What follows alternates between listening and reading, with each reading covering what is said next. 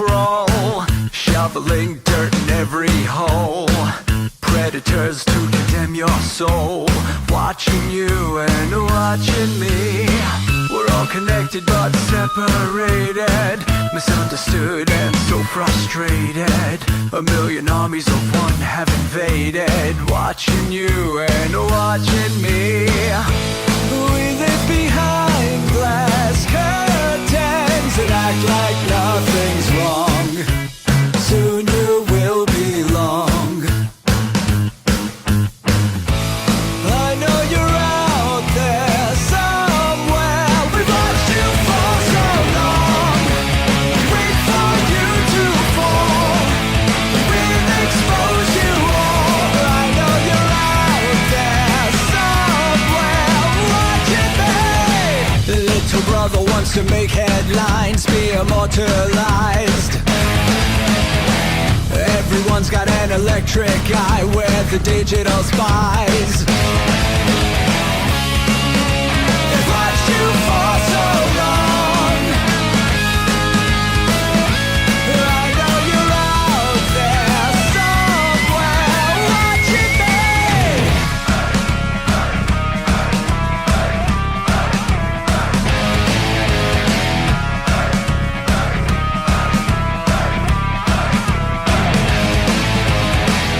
We the people have taken over.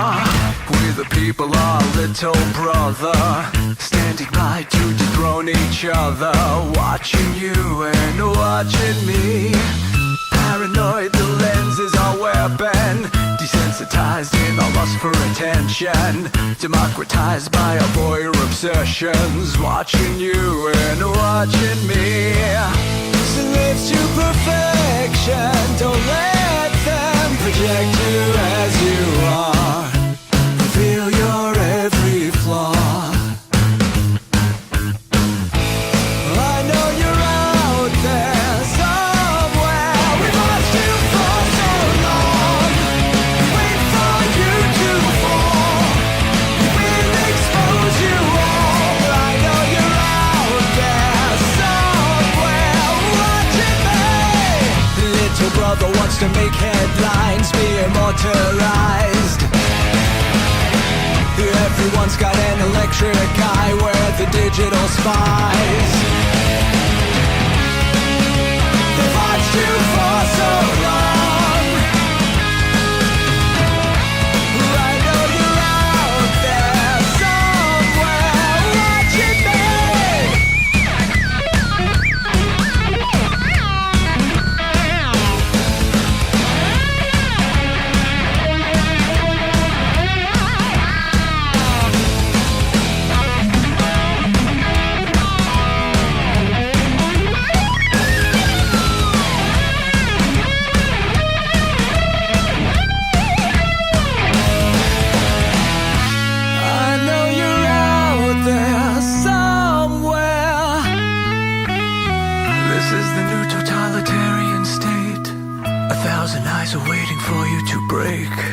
Stay in line, don't make a mistake. We're watching. We've watched you for so long. We wait for you to fall. We will expose you all. I know you're out there somewhere watching me.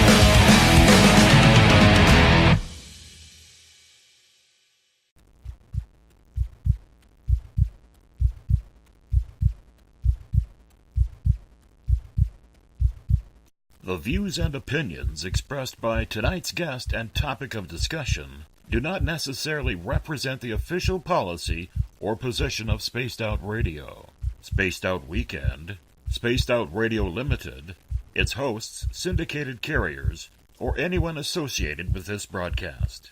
Any rebroadcast, reproduction, or other use of this broadcast or podcast without the express written consent of Spaced Out Radio, Spaced Out Weekend, or Spaced Out Radio Limited is strictly prohibited. Listener discretion is advised.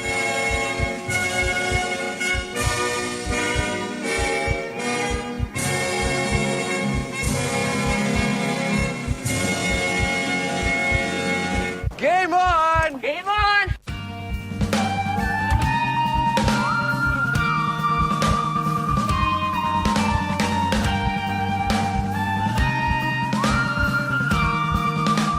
Are you experienced?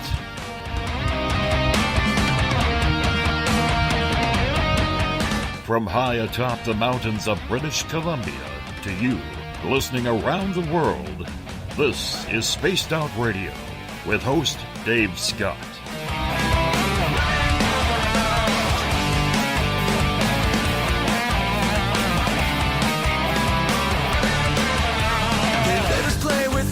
Dave, oh Dave, are you playing with those Bigfoot and aliens again? We're Superman, and we're the only ones who can be strong, but we break on command, 'cause women rule the world. You can follow us on our website, spacedoutradio.com, on iTunes and TuneIn. Follow Dave on Twitter at Spaced Out Radio, on Facebook at Spaced Out Radio Show, or on our YouTube channel, Spaced Out Radio Show. I'm just a fool for you, for you. I will stop till I reach the top just to be there with you. The password is... Alright.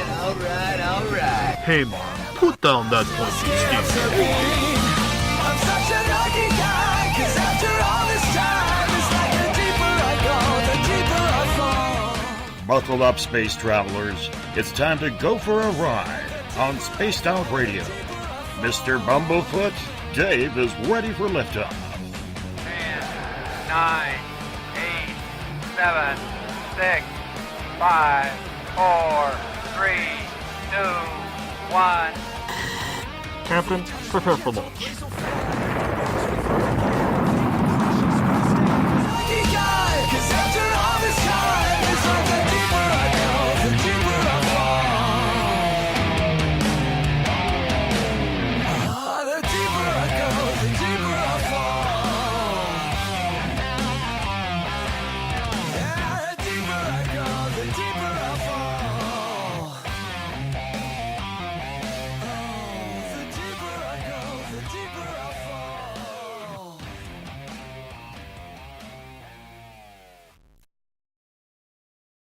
Good evening and welcome to Spaced Out Radio. Tonight I am your host, Dave Scott. Good to have you along for the ride as we are right here broadcasting live from this great planet we like to call Earth. We are live right here in Uncle Jimbo's cabin, right here in the Great White North on this Thursday night, early Friday morning if you're on the East Coast, as we welcome in everyone listening in on spacedoutradio.com, on Spreaker, on the United Public Radio Network, Renegade Talk Radio, the High Plains Talk Radio Network, and on Revolution Radio.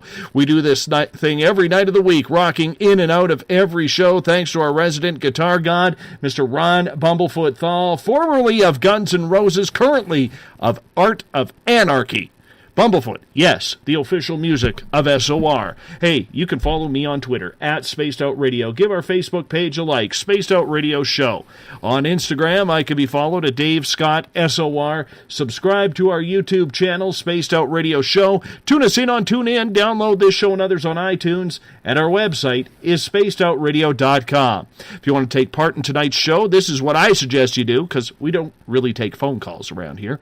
You have to sign in to the chat rooms, either on Revolution Radio, on Spreaker, on the UPRN chat, or on Facebook at the SOR Space Travelers Club. Now, if you're on Twitter, a little bit different. Go to hashtag Spaced Out Radio. I will get to your questions in there as well.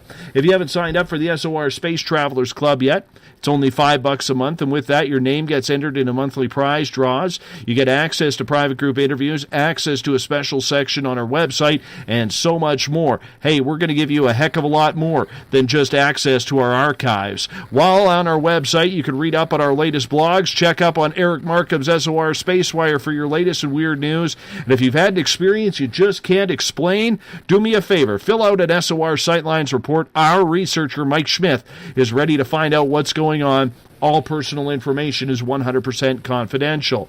We want to welcome in our newest affiliate as of this week, Renegade Talk Radio out of Las Vegas. Yes, we are live in Sin City. We are also live on 107.7 FM in New Orleans on the United Public Radio Network and over 160 countries around the world. And remember, if you are listening in on Revolution Radio, remember, the Double R Machine is a donation station financed by you, the valued listener. Do us a favor, visit freedomslips.com and donate today. Before I get to our intro and a guest, I got to tell you, I lost a bet tonight.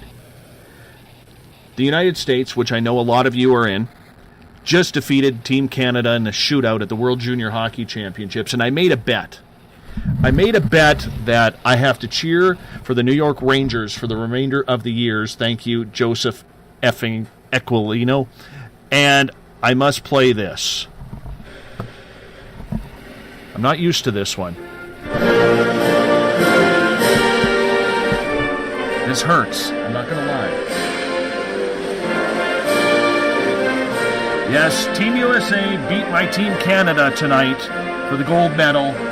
I'm a little sore over this. So apparently, I have to play the national anthem here tonight. Oh, it stings. It stings. I know, trying to be gracious in defeat. So we're going to let that play for a little bit while I get into our introduction. Go Rangers. I'm a diehard Rangers fan. Love that you beat my Canucks back in 1994 in the Stanley Cup final. I knew they could do it.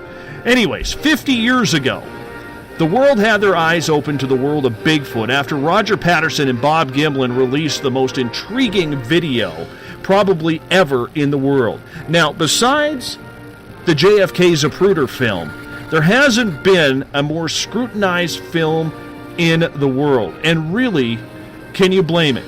Go Team USA. They're the best. Anyways, continuing on. The Patterson-Gimlin film has been cut apart. It has been dissected. The people say it's a hoax. People say it's real. It's what took place in Bluff Creek, California, 1967. Their horses started going wild when they saw the creature. That's when they grabbed the camera, filmed Sasquatch, and the legend was finally on film. Now today, there are literally hundreds of groups across North America searching for this elusive monster, if that's what it is. Looking for the creature in California is researcher Kathy Strain. Strain's website is bigfootresearch.com. She holds a master's in anthropology and has written a book called Giants, Cannibals, and Monsters, Bigfoot in Native Culture. We talk all the time that we need a more scientific researcher when it comes to the creatures and legends like Bigfoot. And this is exactly what Kathy is. We're lucky to have her on tonight's show for the first 2 hours. Kathy is going to tell us how clear her opinion is on what exactly is lurking in the forests of North America. Kathy Strain, welcome to Spaced Out Radio. How are you? Oh, I'm I got a little bit of a cough, but I'm feeling much better than I felt earlier in the week. But thank you for having me. Well, you know, we're crying up here in Canada right now. We are after that loss. But you know what? The other thing I have to admit, Kathy, on the air is I love gnomes. Gnomes scare the living crap out of me, but I love them now, and I have to admit that. That's part of the bet, too. You know, I punished this young man, Joey, when Canada defeats the United States in almost anything, because it rarely happens. But this time it's payback on our ice. But anyhow, let's get into some Bigfoot here, because that's the reason why you're here. I'm excited to have you here because there aren't a lot of scientists who are actually truly doing the work you are doing in the field of crypto research, Bigfoot research, so on and so forth. What got you started in all of this, and why have you maintained the fact of researching this, maybe to the discredit of your fellow scientists and researchers as well? Well, when I was a little girl, my mom let me watch Legend of Boggy Creek, and I was just mesmerized by the film. It's kind of a semi-documentary, but we would call it today, based on true events, and actually there's the real people who were involved in it, but I think it has some glorified pieces. But it just struck me as being just so mysterious. That's what I wanted to do. And so when I was about 5th or 6th grade, somewhere in there, I asked my teacher what I would have to do to study Bigfoot, and she said, go into anthropology. And so there I headed down that path, and I never turned back. And my family were always big travelers. We always went to national parks and national forests and different things like that. And so history, Native Americans, all that stuff always was very intriguing to me. Anyway, so it was a natural fit. And I figured it out that I couldn't make a living studying Bigfoot, but it didn't change my passion that this elusive creature was possibly an endangered species and didn't have much habitat, and so I just always kept my passion. And then I dove into the world that Native Americans had lots of traditional stories about Bigfoot, and of course rock art and basketry and other stuff that had these symbols in it, and so it was just a really good fit. And so for me, why I continue is because it's truly a part of who I am. It's, my husband is a Bigfooter as well. He had a sighting in the early 1970s, and luckily for me, I finally had my first sighting in 2012. And so it's just, I've never felt defeated, never felt like I wanted to get out. So it's just, having a passion for something and really taking the time to study it and get to know it, and that's why I'm still here. Did you always believe it was real? Did you always believe that there was something lurking in the forest? And what was your reaction when you first saw the Patterson-Gimlin film? Yeah, I always believed that they were real. My dad was just short of finishing his degree in forestry before he ended up getting a different profession. And so we were always in the forest, and he would point out stuff that was weird or out of place and that kind of stuff. So, he never said, I think Bigfoot did it, but he never said it wasn't either. So, it was always, I always believed. And, I don't have a real strong memory of the Patterson-Gimlin film. It was actually filmed before I was born. And I remember the first time I saw it was on, I think probably that Leonard Nimoy series. And I remember being intrigued with it then. And what's very fortunate is Bob Gimlin, who is still alive, is a very good friend of ours. And so, if there's any doubt in anybody's mind, all you have to do is talk to Bob Gimlin, and that is a real creature, and that is exactly what they filmed. And I have no doubt whatsoever. And for it to be 50 years old this year is an amazing testament to, when you talk to Bob Gimlin, how sincere and truthful, and how he can answer every question that you have. It's just across the boat. So, what convinced me that film is 100% authentic was the fact that I don't think in 1967 that anybody who was trying to fake something like that would take the time to sew a pair of breasts on an outfit. No, and they're perfectly natural. They move naturally. There's also, if you have ever paid attention to Bill Munns, he's done extensive work on the film, and some of the stuff that he's caught, like that she makes a misstep, and the jolt of her hitting the ground harder than she anticipated, you can see it rippling all the way through her leg, and you're not going to fake that in a costume. That's real skin and flesh underneath that hair. It's not a costume, else you wouldn't be able to see that very intriguing natural movements that you see in the film. And so I encourage people to get his work and look at it. It's profound. Why do you think there's been so many people trying to rip apart that film, Kathy, in regards to debating whether or not it's authentic? I think Bigfoot scares a lot of people. And the thought that potentially there is something in the forest that we as humans don't have control over or don't know more about it, I think that frightens people. I mean, in a lot of ways for Native Americans, Bigfoot served as the boogeyman. You know, you would tell your kids, don't go outside at night because this is what's going to happen. And I think a lot of skeptics, I guess I would say, still have that in themselves, and so they see Bigfoot as that one thing that just can't exist out there in the forest. And so, and it's one thing I've never really understood. If you don't believe in Bigfoot or don't think it's possible, feel free. This is in the United States of America. You have the right to believe whatever you want to believe. But why spend so much time talking about it? I don't believe in unicorns, and I don't dedicate any time arguing about unicorns. I don't believe in, all these things I can tell you I don't believe in because I'm not interested, and I don't want to waste my very precious, valuable time arguing with people who do. For what goal? For what goal? You know, I don't know any skeptic that's ever argued a believer into changing their mind, so I still have never found out why they do this, but I think it's just based on fear. I think it's just utter fear of what could be out there that we don't know about. So you say you're family friends with Bob Gimlin, and you know that I can tell you right now, he is a very tough man. When you don't know how to get a hold of him, he's a very tough man to get a hold of. I've been trying for 2 years now. Still can't find a good connection. But on the flip side, you know, has he ever changed his story, or has he ever seen other Bigfoot since then?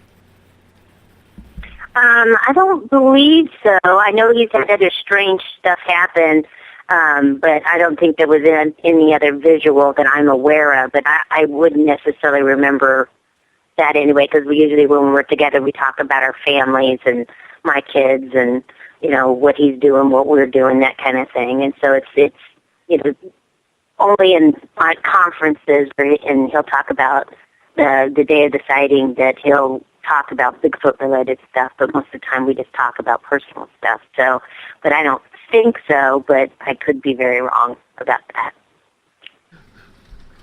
So with your studies, what you know with Mr. Gimlin, and everything that you have seen, what convinces you 100% that Bigfoot is real? Well, I already had a very strong, because I have my best friend has saw Bigfoot, my husband has seen a Bigfoot, but now I've had my own sighting in 2012, and it was absolutely, that's what it was. It was daylight, very close. So that seals the deal for me. I mean, I know that they're real. We know that they're out there. It's just a question now of how do we prove it scientifically so that the species is recognized by the government, because the U.S. Fish and Wildlife Service has to recognize it as a species, and we get protection started, because I don't know if you're as familiar with a lot of the weather issues that we have down here, but where California's in a drought, we've been having catastrophic wildfires, and throughout the rest of the United States we're losing habitat on a regular basis just due to, you know, change, timber needs, you know, that kind of stuff that's going on. And at some point you get below a breeding level where you can't maintain new babies coming in with the old ones dying, and so then the species dies out. And so, and I think that would be I don't even know. I mean, it would be the worst thing that could possibly happen to the world, to that species, to our environment, and that's what I'm trying to do, is provide that scientific leadership so that we get better evidence so that we can prove that it's real and we can move on to the next step.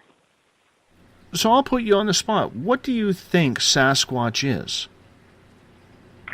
Well, based on just the enormous, we don't actually, that's not true. We used to Bigfoot here in California, but we had a catastrophic wildfire that totally wiped out the location where we did our Bigfooting. And so It's starting to get better now, but so most of our work that we do is located in Oklahoma.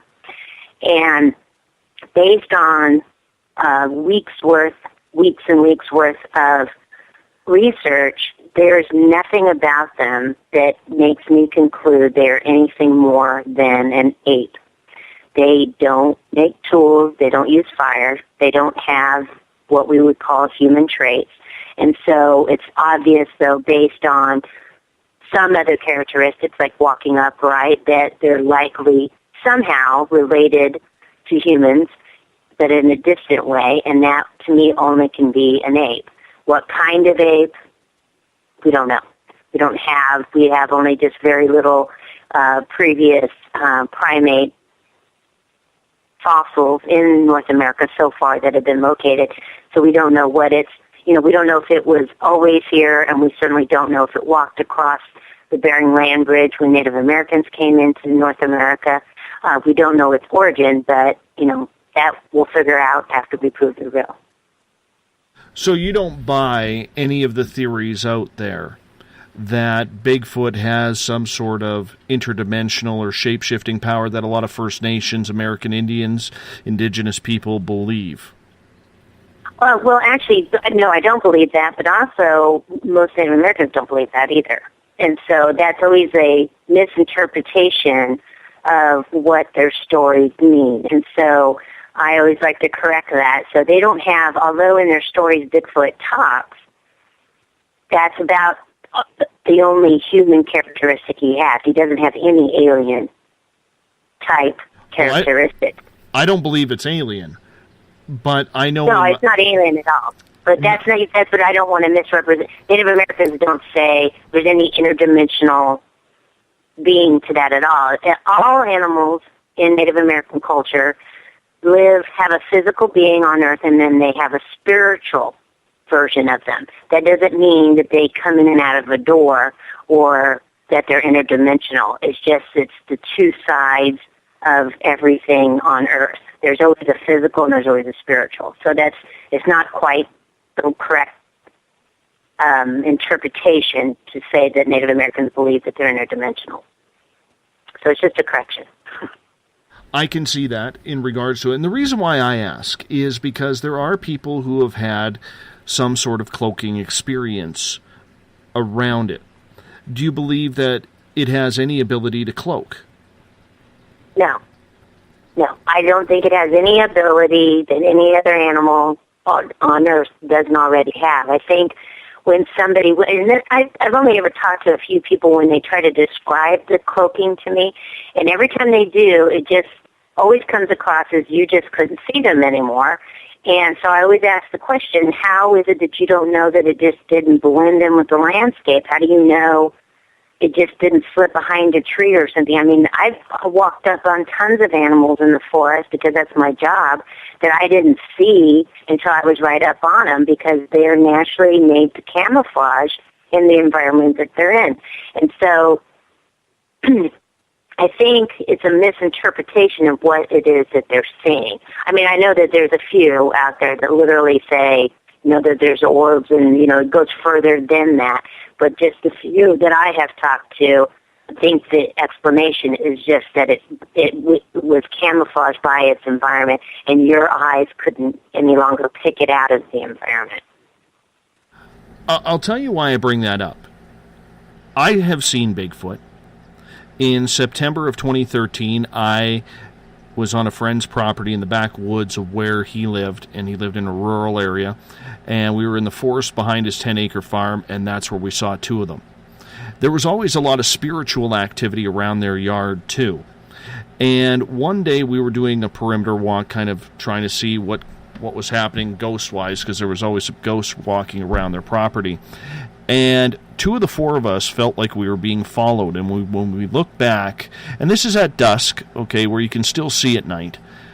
And when we looked back at the old cherry tree right behind his house, there was pixelation that was standing beside the tree about 8 to 10 feet.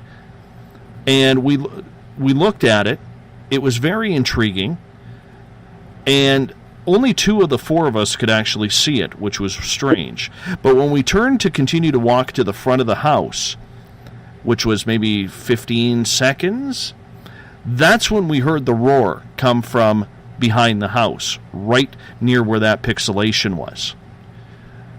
And I share that with you, not to just disagree that there is something there, but I'm just not sure, out of all the people I've talked to, that we can just narrow it down to an ape. Well, I'm a scientist, and unless there's evidence given to me to suggest otherwise, there's nothing else on this earth that has that quality. So why would Bigfoot be the only animal that would have that quality? What benefit is it to us? What does it benefit the ecosystem? That I have no idea. But then comes the argument from the people who maybe don't believe the scientific part is, well, where's the body? If this exists, where's the body? Why haven't we found one?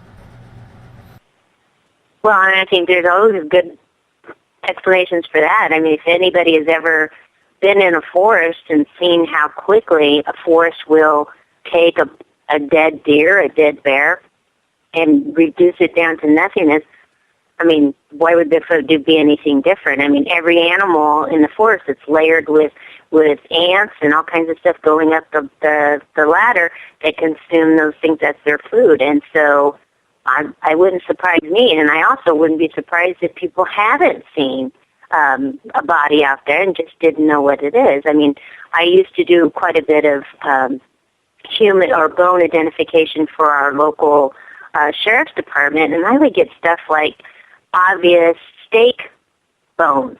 And you're like, why would somebody think that this was a human and needed to call in the cops? It's because they're not educated. They didn't know that it wasn't a human bone. And so I think that's very common, that people in the forest may have seen something, didn't know it wasn't a bear, or didn't know it wasn't this, or didn't know it wasn't that, and so they passed it by. So I think, you know, they're right in demanding a body because that's what science requires. I don't think that lack of a body is lack of its existence. I think it's just a matter of time before this becomes, now that it's so widespread with television shows like Finding Bigfoot, and now it's, you know, jerky commercials. It's much more mainstream commercialized. I think the chance of people recognizing something for what it is more likely now than it's been in the last 50 years where, you know, my husband came from Texas. He never even knew what a Bigfoot was. You know, never even heard the term used until he came to California and had his own experiences. So that's what you're up against. Media now is helping us spread the word, and I think our chances are greater having that random find, the random car hitting something, happen, and people turning it in and recognizing it for what it is. Why do you think, then, so many scientists, if there's enough evidence to prove beyond a reasonable doubt, at least in a courtroom, if we were using the same evidence in a murder trial, somebody could get convicted about it. But when it comes to Bigfoot, mainstream science, for the most part, does not want to touch this. Why do you think that is?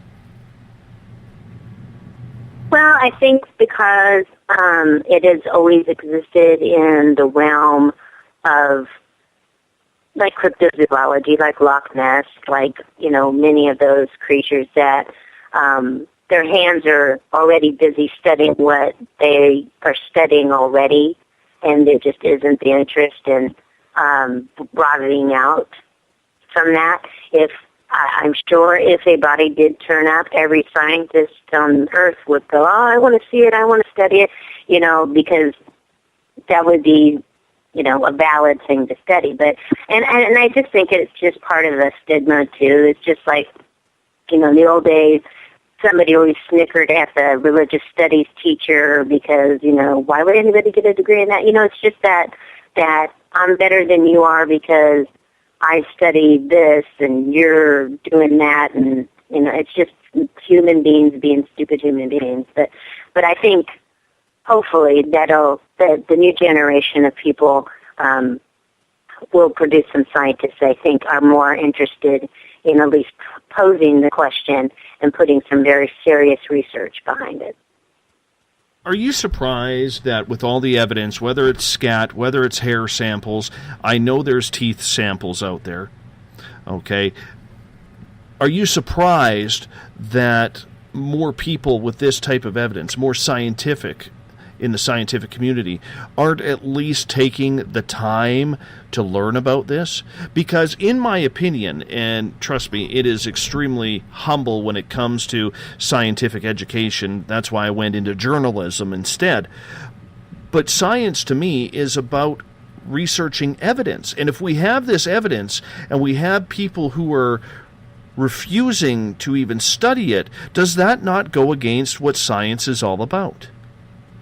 Correct. So science is about asking a question, testing that question through a hypothesis, and then continuing to try to falsify what your hypothesis is. That's what science is. And science is often wrong, and they correct themselves, and that's how we do things. And so I think in a lot of ways it has improved. Over the last couple of years, I have now met, I don't know if I want to say closeted scientists, but I have met quite a few more people who are indeed scientists that when approached, they have been very open to looking at the evidence and being involved without any fear of being stigmatized. And there's a lot more that were around many years ago that I think are coming back into having the time now that either they've retired or have the time now to come back into it. And so I've seen quite a few lately, and so I think that it might be improving. You're never going to get somebody at Yale to ever even consider looking at something, but you might at some colleges that they don't, that they don't mock as much. And so I think it's getting better personally. But yes, that is the duty of science, to question evidence and study it and answer or potentially try to answer their hypothesis. Do you think then that there are too many weekend warriors going out there claiming to do scientific research when really they're just studying their own personal interest or opinion? Oh, there's way too many of those, and they're causing a large amount of problems. I mean, they're just people who YouTube every single thing they do is just awful work. There's a gentleman that films all these Bigfoot structures that he swears are out there, and if anybody knew anything, they're aspens. Aspens are the most shallow-rooted tree of any tree that we have, and it doesn't take a whole lot for an aspen to go down. And so when you see a lot of aspens down, there was probably a wind event or some other event that can logically explain why so many trees are down. But yet he films, this is obviously a Bigfoot created thing, and you're like, based on what? What leads you to conclude that this tree that's now leaning over has anything to do with Bigfoot? What do you see here that's modified? And then he'll film the inside of it, and it's got glass and cans and stuff. Clearly there was a human around here, so what? And his theory's been that Bigfoot gathers that stuff in the forest and throws them in there to throw people off. Why? I mean, what makes you conclude that? And so it's that kind of stuff that I find very destructive to the community, because it makes everybody out there who has anything to say have, especially like on Facebook, have an avenue to get some of this stuff out there when it's just rubbish. And it's just, these people don't even have enough experience in the woods to tell you what even the tree species are. So if you don't even know what species of trees or grasses or any of that stuff that's out there, how in the world can you make any conclusion of what Bigfoot is doing in the environment when you yourself don't know that environment? And so, if I could change one thing, I would love to change that. But I see that getting worse over time than it getting any better, because now YouTube, I guess, pays people to put those videos up, and it's a onslaught of a problem. So. And that doesn't mean I don't think that people can be citizen scientists or go out there and do good work, they should. And they should be doing stuff scientifically, but they should be not drawing conclusions that are not based on the evidence. And so that's what I don't want people to do, but I definitely want people to use scientific methods and to get outside and get the experience of what your forest offers you and what is normal animal behavior and normal animal sounds and normal smells, all that stuff that goes with it. Do you think television plays a role in what is happening on social media? There's a lot of researchers who believe that the television shows out there are really causing all this type of action that is happening in the forest where everything in their dog just happens to be a Bigfoot, wandering around. Do you think that the media could be at fault for some of these weekend warriors? I think it's both a double-edged sword, good and bad, because, like I said, I think it does get awareness out there for people to know that this is potentially, out there. Please look while you're out there. But then it also makes people feel like they're capable of doing anything without even having some basic knowledge. And so hopefully nobody has been injured or killed or anything like that, gotten lost by just haphazardly wandering outside. But it is a little disheartening because there are people like in some Facebook groups that I'm in. I can tell you I know 10 people in there that I know have been doing this a long time, and some of what I'll call the newbies, you'll make a comment about John Green or, some other very well-known that Renee DeHinden, and they'll go, who? And you're like, you don't know who John Green is? There's a serious problem if you're in here claiming to be a Bigfoot expert or claiming to be a researcher and you don't know the history of those who came before you. What books have you read? Well, I don't own any Bigfoot books. Okay, so what is it? What are you basing anything you're doing on? On finding Bigfoot? So, that's the kind of stuff that is very alarming to me, that you shouldn't be calling yourself a Bigfoot researcher or even a Bigfoot noob if you don't know how we got from the 1957 Jerry Crew find of the big feet near his equipment up there in Willow Creek that coined the term through the Patterson-Gimlin film, through everything else we've gone through until today. You should know your history and know what mistakes have already been done, what do we already know, that kind of stuff, or else you're really just shooting blind at the subject. I was surprised that many people in the Bigfoot community haven't even heard of John Bindernagel. And this guy is like the Muhammad Ali of Bigfoot research up here in Canada. Yeah. And I was blown away. I mean, here he is, 83 years old, still running around the forest like a child trying to find this damn creature. And, there's researchers out there, like you said, who don't even know who a gentleman like him is. When I talked to John in 2015, and I was blown away because I was looking for him as he was looking for me because he had heard I had a Bigfoot close encounter, and he wanted to hear about it, and here's me with stars in my eyes that Mr. Bindernagel wanted to actually chat with me about it. But I asked him something, and I'm curious to get your opinion. I asked him what he thought of the word Squatch, the term Squatch.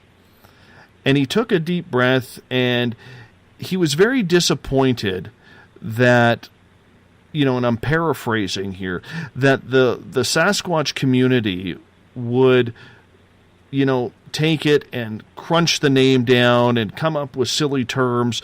And to him, it almost seemed like all that research, the 70 years of research, almost flushed down the tube by one term that was made popular on television. Do you think that it has kind of gone that way like John has, or do you think it's just a term that people can use?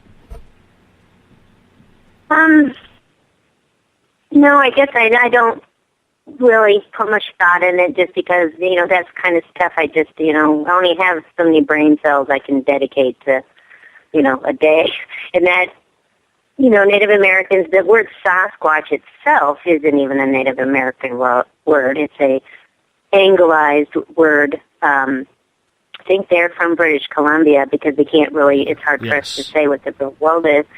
And so why would anybody be insulted by shortening a word that isn't Native American? If it was a Native American word and we were treating it disrespectfully, then I think that would cause me to be upset. But it's a white word that was coined by Burns, back in the 30s or whenever it was coined.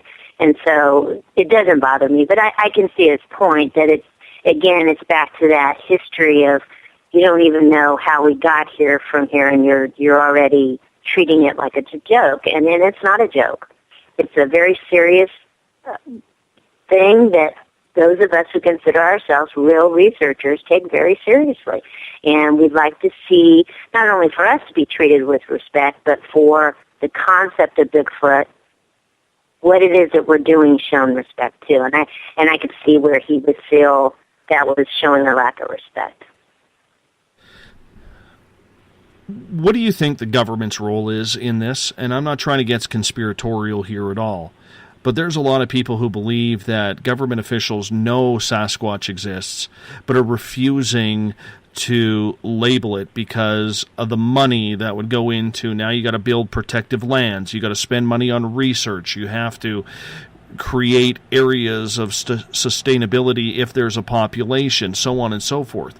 And the reason why I bring that up, our researcher around Spaced Out Radio Land here, Mike Schmidt, he's an avid hunter. And one day he was out hunting for Sasquatch prints near where we have found them. And I'm in the central part of British Columbia. And he comes across a conservation officer whom he has talked to many a times, and so they start talking, and the conservation officer says to Mike, "What are you doing out here? You're not usually in this area." He goes, "I'm actually looking for footprints." And he says, "What kind?" And Mike says, "Bigfoot," expecting the conservation officer to laugh. Well, the officer didn't. And long story short, in the conversation over the next 30 minutes that Mike had, the conservation officer says, "Look, I can't tell you whether or not it's real or not. I could lose my job telling you what I really think. But I can tell you this, I've seen strange things in the forest, things I cannot explain, and that's as far as I can go. But if any reports come in, I will pass them over to you quietly if you keep my name quiet." So if the government doesn't know what they are, doesn't know they exist, why would they be telling their officers to be mum on the subject? Well, I work for the United States Forest Service. I've been a federal employee for 26 years, and I have never been told that I can't talk about it, not use my title, not be free to give radio interviews or talk at conferences. And I don't know of any person, because there are other of us in the feds that have been told that either. And so I think it might be that I assume a conservation officer that is like a state level versus a federal level, or? All conservation officers are Canadian. They're federal employees. Okay, so, and it might be just that it's, you don't want to encourage people to be doing stuff out in the forest that they shouldn't be doing, because people do a lot of stupid stuff in the forest, if you know what I mean. So, but even our employees, they take Bigfoot sightings when somebody in the campground or who's out hiking has something weird happen and they report it. They write down that information and they pass it on to me. We even have them submitted through our website for the Stanislaus National Forest. And so, I don't particularly know. There's definitely more paranoid people maybe than not on occasion. I mean, so I couldn't answer that question, but I guess the argument that I would say about at least the United States government is we can't keep anything a secret. We're horrible at trying to keep anything quiet. Believe me, it gets out. No matter, even if you just make a joke, sometimes in a meeting where there's 4 people, somehow, some way, somebody finds out about it. And it's just like amazing how it happens. But as far as like global warming, or climate change, if, say, the Obama administration was aware that Bigfoot existed and they had the proof that they could do it, you don't think they would have played that card by now in order to stop all harvesting of trees on all federal land across the United States? I think he would have. If he strongly believes in the climate change as much as he says he does, that is the biggest ticket you got. And so I don't believe for 1 second that our government has a widespread belief or knowledge of a Bigfoot. There may be individuals, of course, but it's not at any kind of level that would suggest they're hiding anything. So I almost wish they did, just because we could just be done and over with it. But yeah, I've lost hope of that by now. So. Before we get to our audience questions, we got about 10 minutes before we got to go to break here. I would love to hear your 2012 sighting story. Sure, I'll give you the abbreviated version, and it has one of those, seeing something you didn't see kind of things in it. But basically, we're in Oklahoma. We're with 5 other researchers. It's still daylight. A rock hits a cabin roof. And this place is just as dense a forest you can possibly even imagine. I mean, it's just unbelievable. And everything's trying to kill you, including the vegetation. And so they go over, the first 3 guys go over to look at it. They call for my husband to come over. And I'm standing there by myself. And I'm just kind of watching, the environment. When I turn back around, it looks like something had been looking at me from inside of a bush and quietly let the branch go. And I mean, not just like bouncing, just quietly went up. And so I kept my eyes on it, and when they came back, I told them, just stick your head in there and see if you see anything. And they never even really made it to the bush before they said, oh, no, there's clearly nothing in it, because you'd be able to see a dark figure standing there. And so another rock gets thrown and onto a roof, and they run over there, and I made my husband stay. And I said, that I can't imagine if there was something in there that has easily got away. Would you look again, please? And so he goes, sure. So he sticks his head in the bush, and it's daylight, but it's shadowy, because it's a good-sized bush, and it's on the edge of this hillside, about, a very steep hillside. And he looks for a few minutes, and he turns around, and he looks to me, and he says, oh, honey, there's nothing in there but a couple of logs. And I went, oh, okay, fine, So we sit down, and we're looking up where I'm sitting, this place we call it the Bottleneck. And it's about the only clear area that there is. It looks like it maybe in the old days it had been an old driveway, an unpaved driveway that just kind of went to, they let go back to weeds and stuff. And so, but it's, you can walk through it pretty easily without being harmed. And we start hearing this weird noise, like something's walking, and somebody said, well, maybe it's that fox. And I'm looking right at it. And all of a sudden, there are 2 individuals, a big one and a little one, very dark hair, but it was short hair. Looked exactly like the creature from the Patterson-Gimlin film, is walking right at us. And it looked like initially that the big one was trying to get the little one to go with it up the hill and out of the way, but the little one looked determined that it was trying to get closer to where we were. But they clearly were not aware that we had come back and had sat down and were looking right at them. So I jumped up, and I said, there they are, and I ran at them. And, of course, that startled them. So of the 5 researchers, 4 of us saw the same thing. The other guy didn't know what we were talking about because of his angle. He couldn't see down the bottleneck. So I'm running at them, and then they just said, oh, we're busted.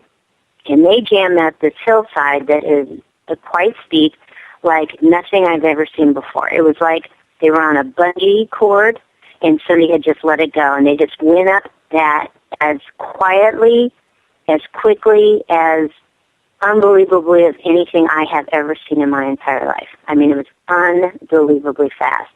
And so, long story short, there was other things that happened the rest of that day and that particular trip, but we stayed up as long as we could. We didn't have much happen, I don't think, after that, as I remember. But we went to bed, and then the next morning when I got up, my husband and the other researchers were sitting outside, and I said, and I could just tell something was wrong. And I said, all right, what's up? And Brian Brown, who was one of the guys that was with us, says, what did Bob tell you yesterday when he stuck his head in that bush? And I said, oh, honey, there's just a couple of logs.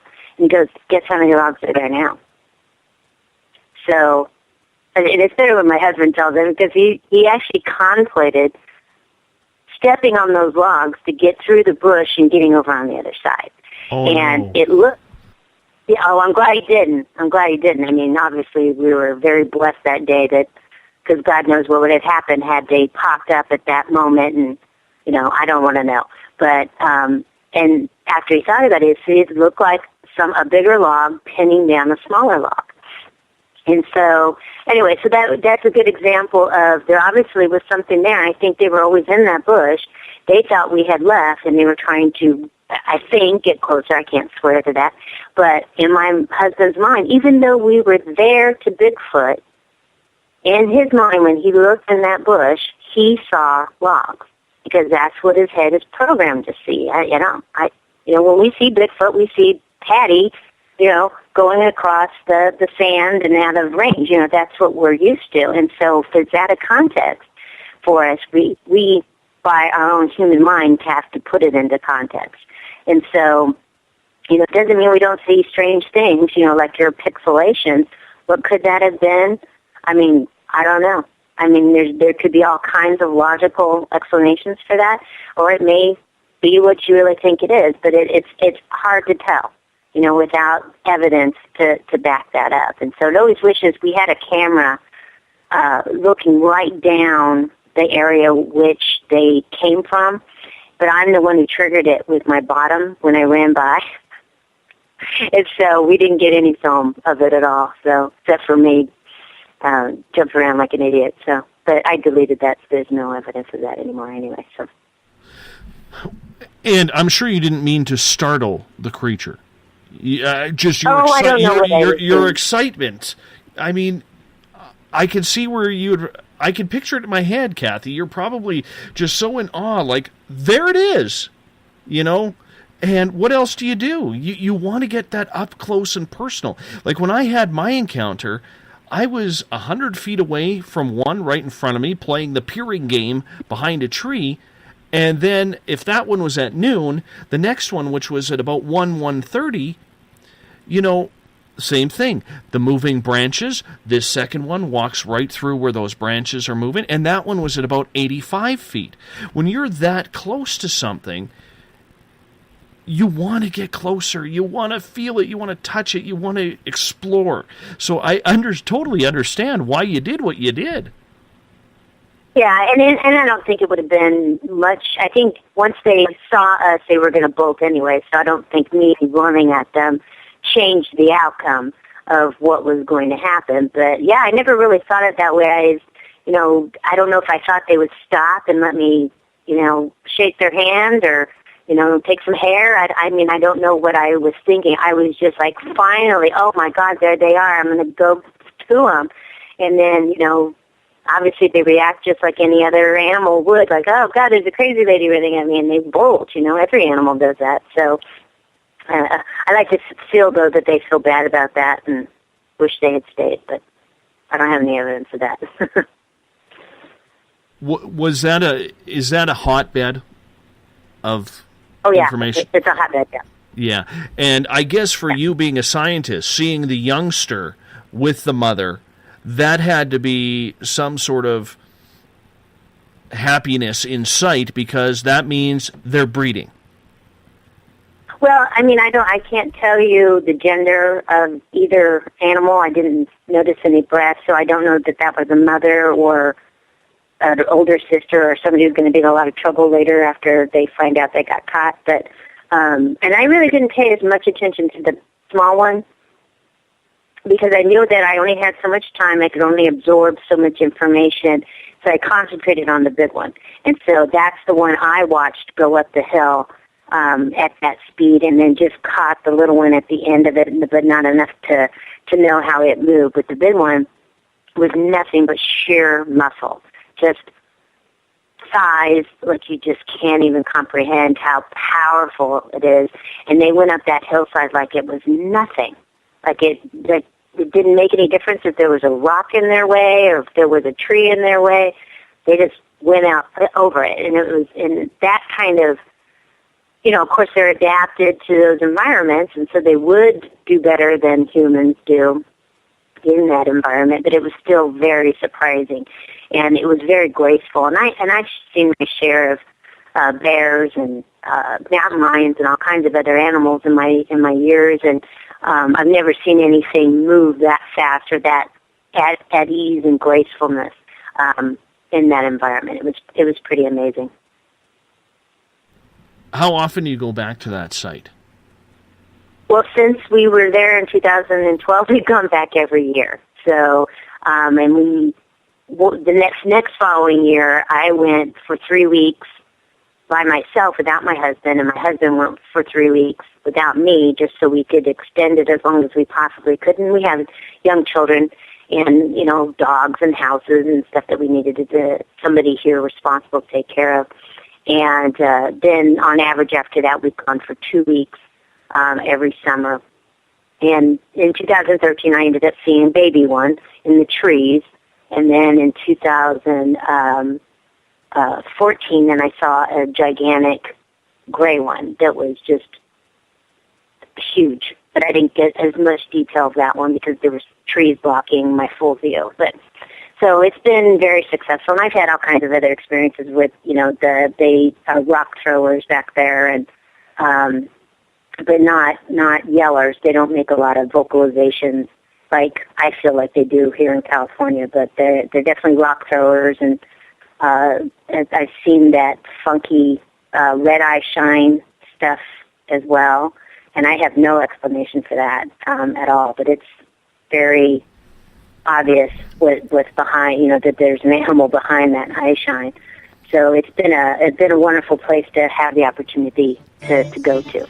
And on that note, we're going to hop out for our first break of the night. Bigfoot researcher Kathy Strain is our guest. BigfootResearch.com is her website. She'll be back with us for one more hour. We're going to get to your questions right after this on Spaced Out Radio. Would you like to become one of our space travelers? All you have to do is click on the Space Travelers icon at spacedoutradio.com. For only $5 a month, you can get access to some great prizes, as well as private monthly shows, newsletters, and a members-only section on our website.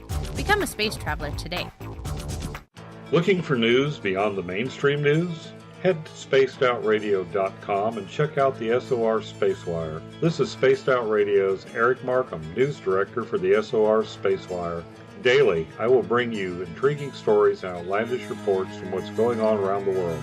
UFO sightings, paranormal activity, conspiracies, alternative health, and so much more. And if you have news, email me at news@spacedoutradio.com. Have you had an experience you can't explain? Had a run-in with ghosts, maybe Bigfoot, or seen lights in the sky? Hi, I'm Mike Schmidt from the SOR Sightlines. I'm here to investigate your sighting.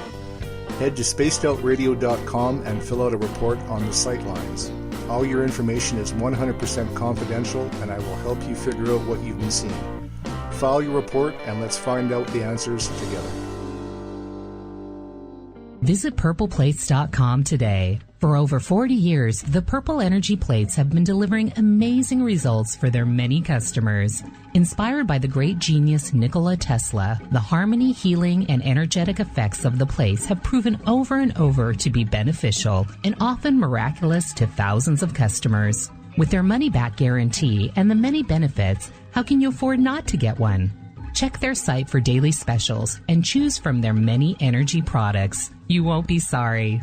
Visit them today at purpleplates.com for mind, body, and spirit, and expect a miracle. Greetings, space travelers. I am Dave Cruz, host of Beyond the Strange Radio, live every Sunday evening, 7 p.m. Pacific Standard Time, 10 p.m. Eastern. Each week, we have special guests and talk about paranormal, bizarre, and strange topics mainstream just won't touch. Look for us on the Spaced Out Radio website or go to beyondthestrange.com for more information. And remember, don't be a stranger, just be strange. Hasta. Are you interested in advertising on Spaced Out Radio? Head to our website at spacedoutradio.com and click on our advertising tab. There, you will find an assortment of ways you can get your product out there with us, from radio commercials to banners and social media. Have a product you like our hosts to endorse? We can do that too. Visit spacedoutradio.com for more details. Hi there. This is your medium, Joanna, from Spaced Out Weekend, 2 mediums and a large. I would love it if you would come and join us with host James Tyson every other Sunday on Spaced Out Weekend. Together, we will take your calls and your questions live. Our goal is to provide you with a positive outlook on deep questions that you may have. Questions regarding love, relationships, money, or whatever else is on your mind. Come and check us out at spacedoutradio.com. The sounds of wood knocking in the forest, odd happenings right out of a fictional world. These are the reports I love. Hi there, this is author Ronald Murphy, and I would love it if you join me and Spaced Out Radio host Dave Scott the second Wednesday of every month on our journey into the unknown land of cryptozoology at spacedoutradio.com. From Mothman to Frogman and everything in between. Hey, they don't call me the crypto guru for nothing. From British Columbia to Northern California, Pacific Northwest has Cascadia covered. Check out our feature videos at spacedoutradio.com, where I, Vincent Zunza, and my super sleuth partner Alexandra Sullivan track down the weird and strange stories from around the Pacific Northwest. From Bigfoot to Mel's Hole and everything in between. This is what makes life exciting. So why report the normal when we can report the Pacific Northwest right here at spacedoutradio.com. Oh, there's only one way to rock. Loud and proud. In high definition. Radio 702 rocks. Las Vegas. Every Saturday and Sunday night, as Dave Scott wanders aimlessly in the wilderness, you can come hang out with me, James Tyson, in Spaced Out Weekend. Starting at 9 p.m. Pacific, midnight Eastern, I'll take you along as we talk with some of the best experts in their fields. SpacedOutRadio.com is the place to find us. So sit down, relax, put your feet up. Enjoy the topics like the paranormal, supernatural, intuitiveness, and so much more. Hope to see you there.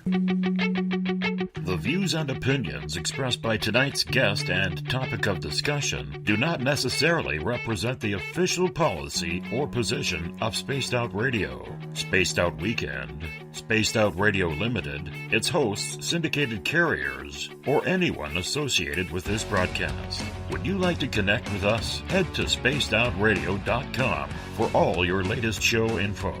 And hit us up on Twitter using the hashtag Spaced Out Radio. Now, back to Dave Scott and SOR.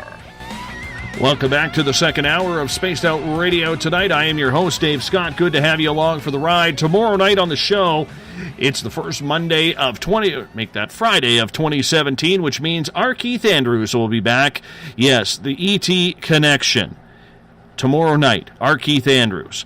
And we want to give a couple of shout-outs. One of our team members, KJ, is going in for surgery tomorrow. We want to send some prayers and love out to her. And you know Samantha Mowat, we may have to make a change on Tuesday night.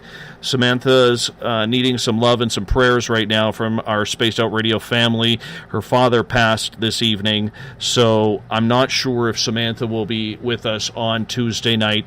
We'll be able to figure that one out as we go. I will let you know ASAP whether or not she will be able to attend on her Tuesday night show, the ET Experience.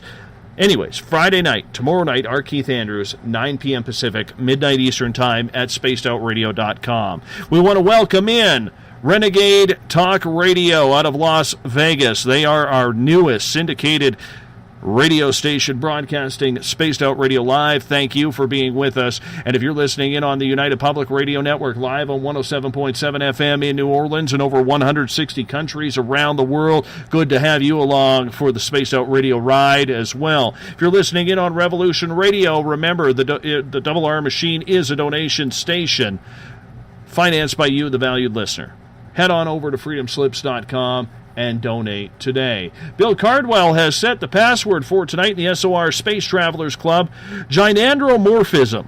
Gynandromorphism is your password. So if you're a space traveler, make sure you use the password wisely. If you want to follow me on social media, you can do so on Twitter at SpacedOutRadio. Remember to use the hashtag SpacedOutRadio if you want to check in with a question or a comment. I got you live right on my screen in front of me. You can follow me on Facebook, Spaced Out Radio Show. Give our page a like. On Instagram, Dave Scott SOR. Subscribe to our YouTube channel, Spaced Out Radio Show. Tune us in on TuneIn. Download this show and others on iTunes. And our website is spacedoutradio.com. While there, we have a plethora of features for you, including joining the SOR Space Travelers Club. It is only $5 a month. We have 1 hour left with Bigfoot researcher Kathy Strain. Her website, bigfootresearch.com. She has her master's in anthropology. This is one smart lady when it comes to Sasquatch research. We're lucky to have her tonight. Kathy, welcome back, and thank you so much for doing this for our audience. Oh, well, you're more than welcome. This is very enjoyable.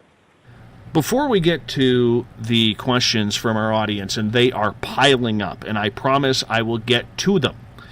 Do you believe that Sasquatch is a docile creature that just wants to be left alone? Or do you think in certain parts, in certain areas, it is a more volatile creature, much like the First Nations say they are?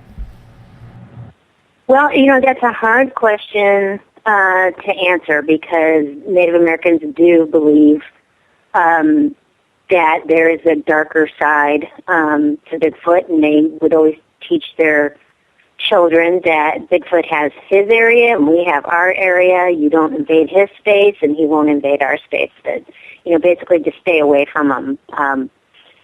Always implying that there could be some harm given. And of course, they have lots of stories where they went to war with either individual Bigfoots or, I wouldn't know if I'd use the word tribe of Bigfoots, but a group of Bigfoots, and had to exterminate them because they wouldn't stop killing their children. And so it definitely gives you a different side of it, but I don't know that I would believe that any animal in particular, if cornered or put in a bad situation, wouldn't fight back. I've seen deer, beat up hunters, before because they felt like they were in a bad situation. Any animal's going to react out of self-preservation. But I don't know enough in the sense of if they prefer to be left alone or if curiosity isn't a part of what they're interested in, because we often want to give animals like on Disney, human characteristics because it makes them more loving and sweet. If we think our Bambi can talk and do little funny things when we know they don't do that.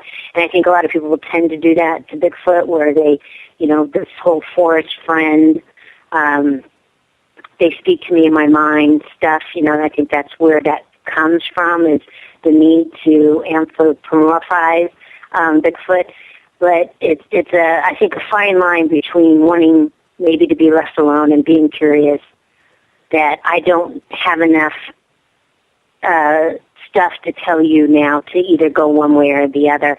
I think inherently any animal would rather be left alone to raise their young, freely get water, freely get resources that they need. But then again, maybe watching a human for a little bit is a little more interesting in your otherwise dull day. I don't know. But I definitely would never approach a Bigfoot, except for me when I ran at them, as if doesn't have the potential to do me harm, just because I've always been in the forest. I've always encountered other animals, and you never put yourself in a situation where you can be physically harmed. So I don't know the answer to that. I don't know if they're meaner in Oklahoma because they're stuck in Oklahoma, and they're really nice and passive in California because we got all this great, sunshine and vegetables and fruit. There's not enough for me to tell you an answer to that. Let's get to our questions right now. Miss Diz in the Spaced Out Radio chat room on Spreaker is asking, have you ever watched the Timber Giant Bigfoot's YouTube videos? If so, what do you think? Or do you stay right away from anything on YouTube? No, I do watch stuff on YouTube. I am familiar, but I haven't seen it in a while, so I don't know that I can remember exactly what those were about. So I remember I wasn't impressed enough with it that I ever went back. So I know that much. So that's all I can really remember of it, because there's just a few that I actually check on once in a while to see what they're still doing. But so that's all I can really say about that. I never went back, so I must have not been too enthusiastic about it. Darren is asking, why do you believe that Sasquatch is so elusive? Well, I don't think there's a lot of them.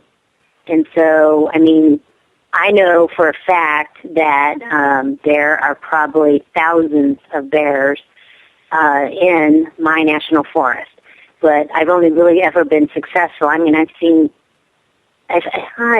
here in this forest 18 years, and I bet I have seen 8 in all my time. And I even know where to go because we have a game reserve, and usually we'll see something in there. But if there's thousands of them, people should be having a regular sighting of bear. We have archaeologists, because in the summer we bring on temporary help, who've been here for years with us and still haven't seen a bear, that are, kind of getting grouchy about it. But when you have a smaller population of them, and they know how to blend with their landscape, I think that's what makes them so elusive, so that they're not hanging around, at the 7-Eleven, going through the dumpster looking for food like you might see a bear. They're deeper into the more forested areas that are honestly difficult for a lot of us to get to. But, but they are in more rural areas around homes as well, if there's good habitat, so. But there's not many of them. That's part of the problem. John has a question here. He is asking, Kathy, if any Neanderthals were still alive today, would you refer to them as animals or something more akin to human? Well, Neanderthals are closely related to us, so they're humans. They are. They have the designation of Homo sapiens. I'm not going to try to say Neanderthalis. I'm really bad at that. But we're Homo sapiens sapiens, so they're already designated to be in the Homo sapien line. Bob is asking, Kathy, do you think that Bigfoot reveals himself or herself to certain people? Why do some go out in the woods and never see the creature? Well, I think sometimes it's just luck, it's timing, and maybe that they find something about your particular odor, your voice. Like, I can't help, you've obviously noticed that I can have a high voice. I'm clearly a female, and I can't help but wonder if maybe that was an influence on what I experienced in 2012, because there's hardly ever any women in there, and it might have been unusual to hear such a high-pitched voice, plus I'm kind of short, so I might have looking like a child or something, something a little more interesting. So, I can't swear to that, but I also know that when I was a younger archaeologist and working in a different area of California, even though I was into Bigfoot, I was not aware necessarily of what everybody attributed to Bigfoot. This is long before the internet where you had any kind of information like that, and I just basically had John Green's books at that time. And I know then, had I known then what I know now, I probably had other experiences then, but I didn't know what it was at the time because I thought it was something strange and weird and went on my merry own way. I didn't recognize it as a potential Bigfoot experience because I wasn't educated. And so I don't know necessarily that it is unnecessarily all that uncommon. I don't mean to portray it as being common, but I think there are times where there is an interaction of some sort, whether it just be you're being watched or you walked past a footprint or you heard a funny sound that you can't identify, but just that you just don't associate it with a Bigfoot experience. It's just something you can't explain, and that's all it means to you. You just keep going on your merry way.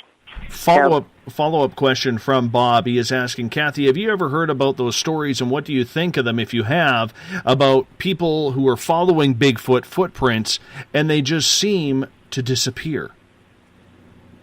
Oh, yeah. I myself have had an experience with that, where my husband and I were had been working with this witness, and she happened to be gone, and a lot of snow had fallen, and so we just, on a whim, decided to go up to her house and see what's been going on since she's been gone.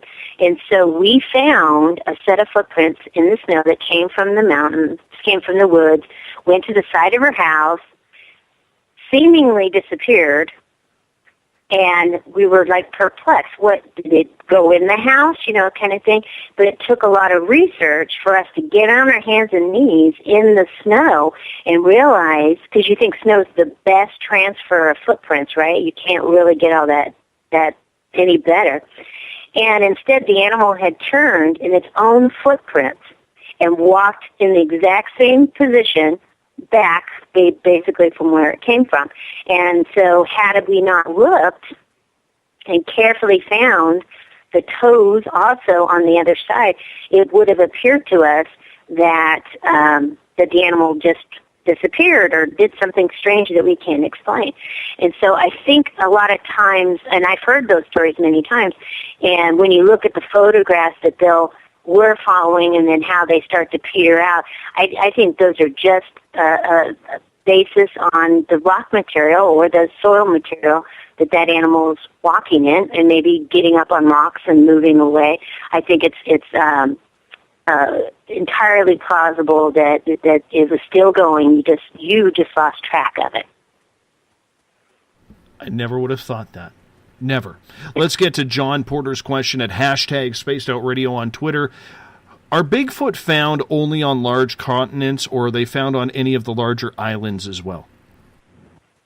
Well, the term Bigfoot is really only used to describe a large, upright, hairy creature in North America, including Canada, British Columbia. So Bigfoot-like creatures, they definitely, my book is about North America, Native Americans, and I've since extended my research into South America, Mexico, Central America, and all the way down, and they have completely different names for the same exact description of this animal. And of course, you have orang pendek, which is supposed to be orangutan size, that is from the Indonesia area. So there are stories pretty much from every continent except Greenland that have some version of this, be it smaller, be it, I think the largest version is ours, but the Yeti, the abominable snowman, there's many, many names for what they're called in different areas. But, the orang pendek is probably the one we're actually the closest to identifying at this point, because there's a lot of people over there doing research, and so they're regularly finding footprints, and I think that's going to get answered quicker than anything else at this point. Gail is asking, keeping in mind Bigfoot lives in areas that experience 4 seasons, what do you think, Kathy, Bigfoot eats and lives on? Well, I think that they eat the same stuff that Native Americans eat in their environment. I mean, just here in our area, we have what we call Indian potatoes. It's a Rhodacea species, and it's full of protein and carbs, and it's easy to get to. We have wild onion. You've got tons of little animals like squirrels and rats and all kinds of stuff. You don't have to be some massively great hunter to get protein. There's, of course, fish. There's all kinds of stuff, and I would suspect that they spend most of their time foraging for food and putting on a pretty good layer of fat for the winter And I also think it depends on the area. So like here in California, I actually believe they come down out of the snowy mountains and go into areas that aren't as snow covered. And I know everybody probably thinks every inch of California is built on, but it's truly not. We have my forest is over 1 million acres of trees and beautiful country that has nothing built on it at all. So there's plenty of habitat to come down low and live. And I think in other areas, I think it's depending on the location, the four seasons may not be as pronounced as they are probably over here on the West Coast where we go through regular seasons. And I think it might be, I don't know. I know snow is always asked. The question's always about snow, how do you survive in snow? But a lot of times, if you guys have ever spent any time in Oklahoma or Texas, I can't believe they survive the heat. So in my mind, it's just like, what a miserable place to be a Bigfoot in, because you're just sweating all the time. But I know they've adapted. So, and that's the other thing you have to realize is all these animals are adapted to their environment. And so whatever benefit that they had from either being really big, it's enhanced their ability to live in these areas in extreme weather conditions. And that leads to a follow-up from Gail. Do you believe Bigfoot shelters, maybe hibernates in the winter months? No, I don't believe that they hibernate. There's probably going to be this past, I'm forgetting my years now, in August 2015, we used these thread tripwires, I guess is the best word. It's a trap where you put a string across what looks to be a trail at 7 foot high, and you wait for it to get broken and see which direction the animal's moving in. And we had put a radio tag that was buried in a burr that the radio tag was into. When the line's broken, it removes the magnet, and that radio tag starts emitting. We had one deployed in August of 2015, and we were able to track it. I can't know the exact date at this point, but let's say July of 2016, where we were regularly tracking it. We're never able to catch up with it. Nobody ever had a visual of what broke it, but we were speculating on the animals that we know travel to that area that would break something at 7 foot high, and it moved the entire time, has a huge radius of about 30 square miles and all the way through winter. And so that paper is going to be coming out here soon, and it will probably be on the Relic Hominid Inquiry that's ran by Jeff Meldrum.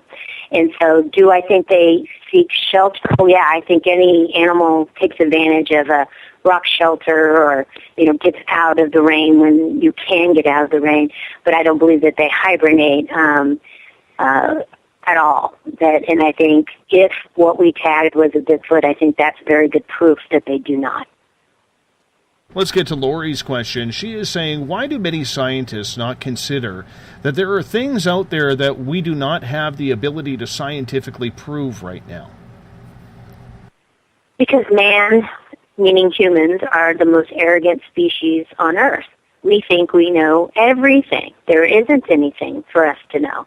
And that's part of how we maintain our ability to function, is because if I can tell you how every situation is going to go, how if you're going 80 miles an hour and you slam on your brakes, you're going to hydroplane in the rain. That stuff is always drilled into us, right? That this is the cause, the effect, and then the outcome.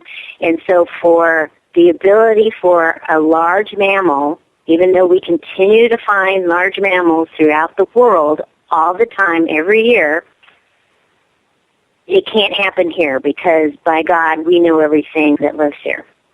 And so it's just plain arrogance on science's part that there is no large question left to answer in regards to the animal kingdom. And there's going to be a big, huge rude awakening when it happens, but, does that make them not be arrogant the next time? No. I think science in general is an arrogant discipline just based on how it's framed. There's no other way for it to come out. And so it's unfortunate, but all it does is by having fewer scientists out there, that's why, in a lot of ways, having community folks who are educated in Bigfoot knowledge and know what is out there in the environment is beneficial, because in the absence of science, then the citizen can become the scientist using good methods. And so we're fine with that for right now. Spear is asking, have you ever checked out Lloyd Pye's analysis that the Neanderthal skeletons matched Bigfoot's? Did you say Lloyd Pye? Yes. I don't know that I was aware that he had looked at that. I mean, I would find that almost unbelievably because Neanderthals are short and very, very stout. There are no examples of a Neanderthal that breaks 6 foot. And so I wouldn't be able to, why would someone consider Neanderthals being this a candidate, not to mention Neanderthals never made it past Europe, so how did they get into over here to North America? And so a Neanderthal is a better choice for the Almasty that is sometimes still seen in Russia. Now that's a much smaller species there. It does seem to have some characteristics that might match it with a potential relic Neanderthal that made it through this long, which I wouldn't doubt at all. I don't believe species always die out at the exact same moment science says, oh, the last one of this was 30,000 years ago. Well, there's always something that survives, as we know from history. And so in my mind, that's the better candidate, not Bigfoot here in North America. All the way from Australia, Steve is asking, and he lives in the future because they're like 17 hours ahead. Oh. Steve is asking, every body rots away. And when it does, there is still hair left behind. Have you ever heard of any cases where anyone has ever found hair with bones? Not that I'm aware of. We had 2 big DNA studies that were recently concluded. One was Melba Ketchum, which I don't put any value in whatsoever. And then you had the Sykes study, which our group had a hair in that study, and I found it came back as human, which I completely disagree with because we looked at it underneath a microscope before it was submitted. It was not human, had no human characteristics to it. And I found Dr. Sykes to be completely unprofessional. He never acknowledged that he received the hair. He never told us what the results are. He listed it incorrectly in his monograph. And so it was just so I don't have a lot of faith that when sometimes these big-name professors say they're doing studies, if they don't let their own biases come in and they dismiss things out of hand without really doing a true study on it. But I have never heard of bone and hair ever being found together that was suspected to be Bigfoot at all. Darren is asking what you believe or what your thoughts are on researcher Jeffrey Meldrum. Yeah, I know him very well, and his main interest is in foot morphology of the Bigfoot. And so I know he goes in the field, but I don't think he's as field-going necessarily as many of us. So, but yeah, if you have an interest in speaking with him, and he's a very good resource for if you have questions or if you do have evidence like hair, he is always willing to look at that and tell you if it's a common animal or maybe potentially something else. So he's more than willing to be that mediator if you think you have some sort of evidence, and him helping you get it to the right person. We're going to keep firing away because the questions are there. Joe is asking, is it possible, Kathy, that the older, more experienced Bigfoot bring the younger, inexperienced Bigfoot into areas of human habitation so that the young Bigfoot can learn about the hairless apes? And that's very possible. When I was in 2013 and I saw the small baby Bigfoot in the tree, and it was just doing its thing, jumping through the tree, I kept thinking to myself, why would a mother allow her child to risk being seen by its hairless apes going through the trees, and so at first I thought, well, that's unbelievable. I would think that every species values their young as much as we do.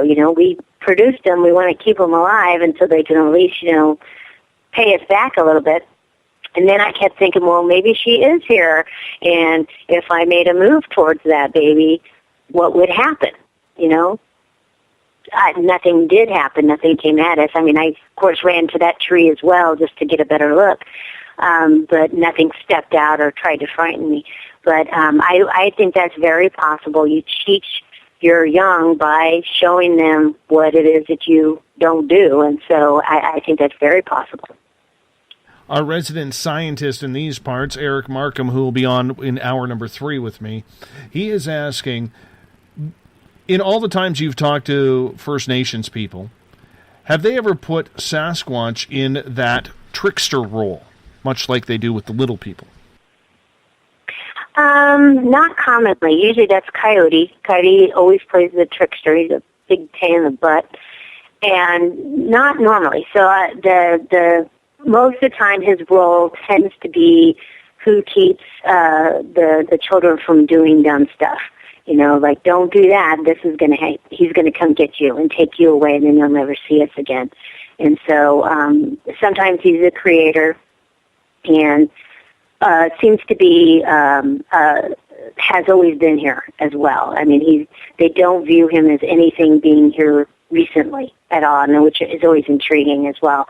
That he's held at the same level as eagle, condor, all the greats that are in the stories, and with Coyote as well.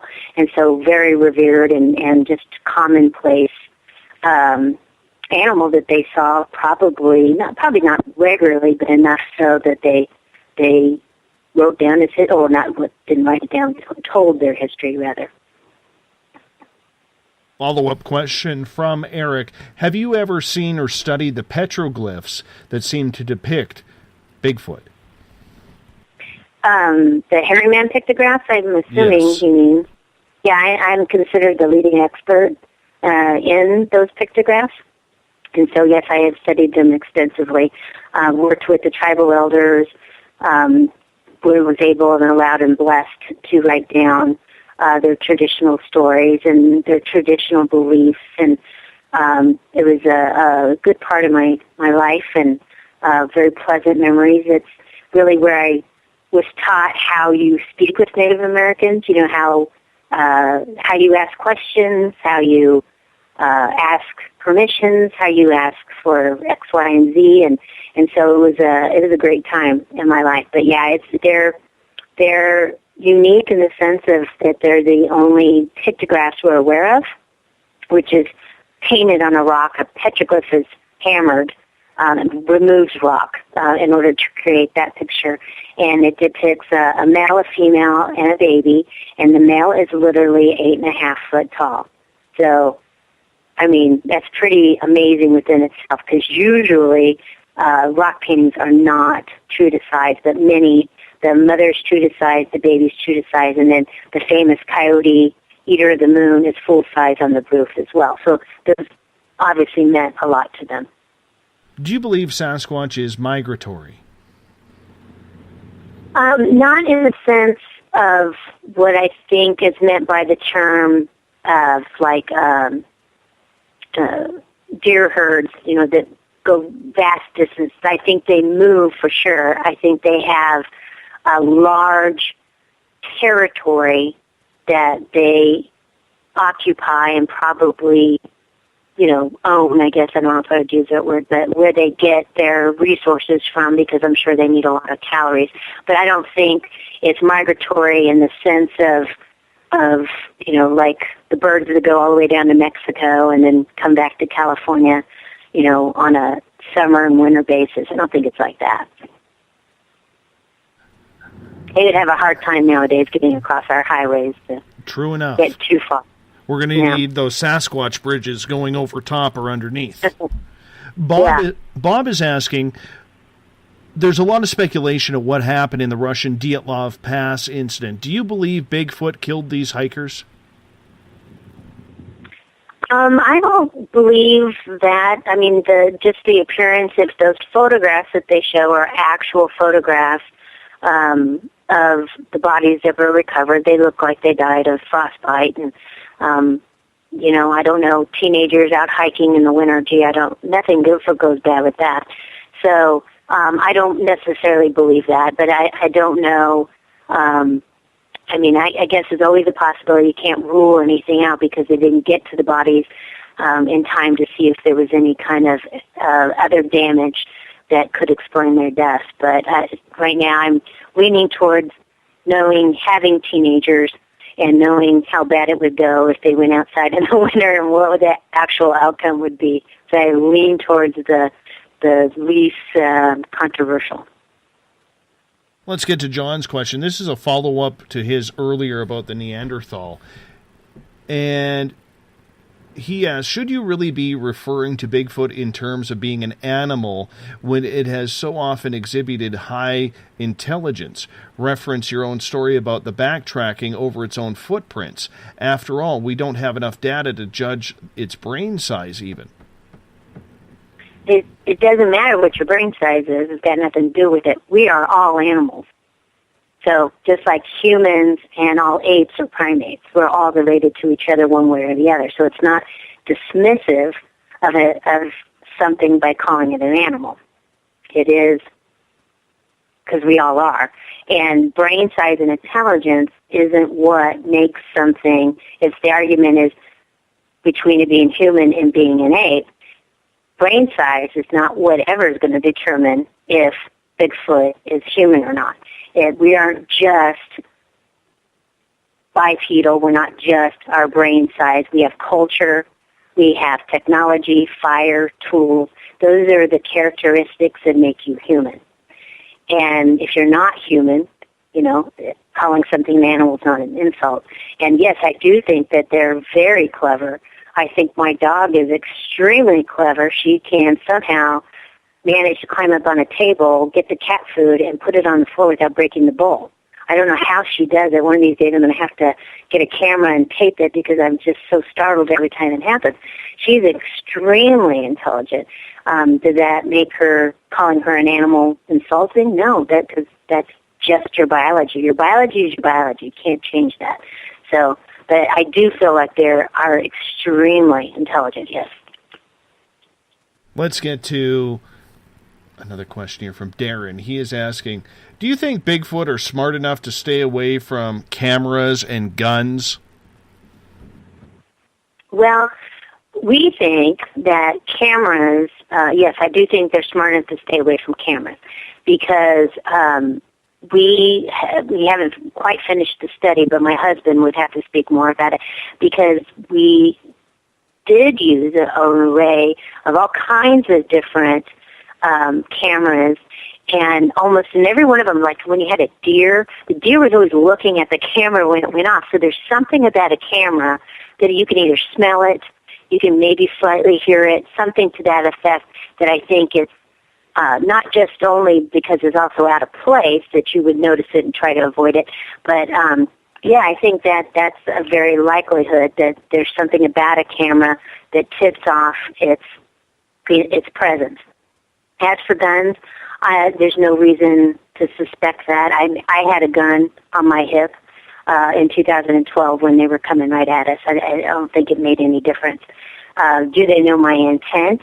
I don't know how they would ever know my intent since, we don't speak the same language, and I definitely don't behave in a threatening manner or anything to that extent. And I know very well that there's been many hunters that have had sightings, and they're probably the biggest category of people who have had sightings. And, of course, they're armed with the intent of shooting whatever animal they have a license for. So, I don't know. I've always wondered in those instances if because there is a really good Native American story that I have about that a Native American here in our local tribe had shot a deer, was walking back with the deer, and a Bigfoot essentially blocked his way and demanded, blocking his way to get the deer.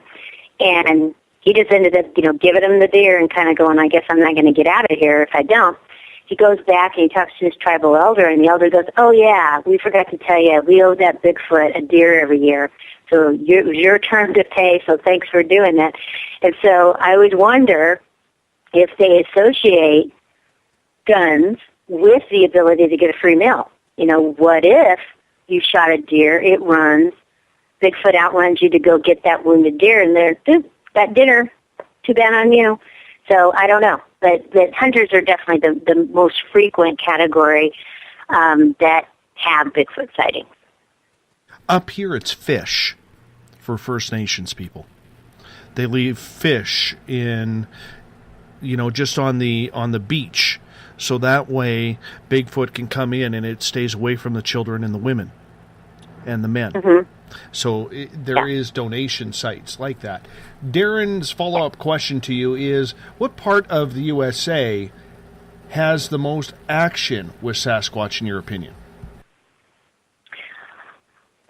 It's probably the Pacific Northwest, including British Columbia and Washington, Oregon, and California. I think there's more sightings here than any other place, but I think there are hotbeds in other locations, and we seem to think that it's all related to rainfall, that the areas that have the greatest rainfall, except for Hawaii because they don't have anything over there, tend to have the greatest amount of sightings.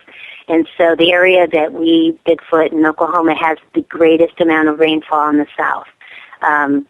Of course, the Olympic Peninsula has a ton of rain there in Washington, and it just has tons of sightings coming out of it.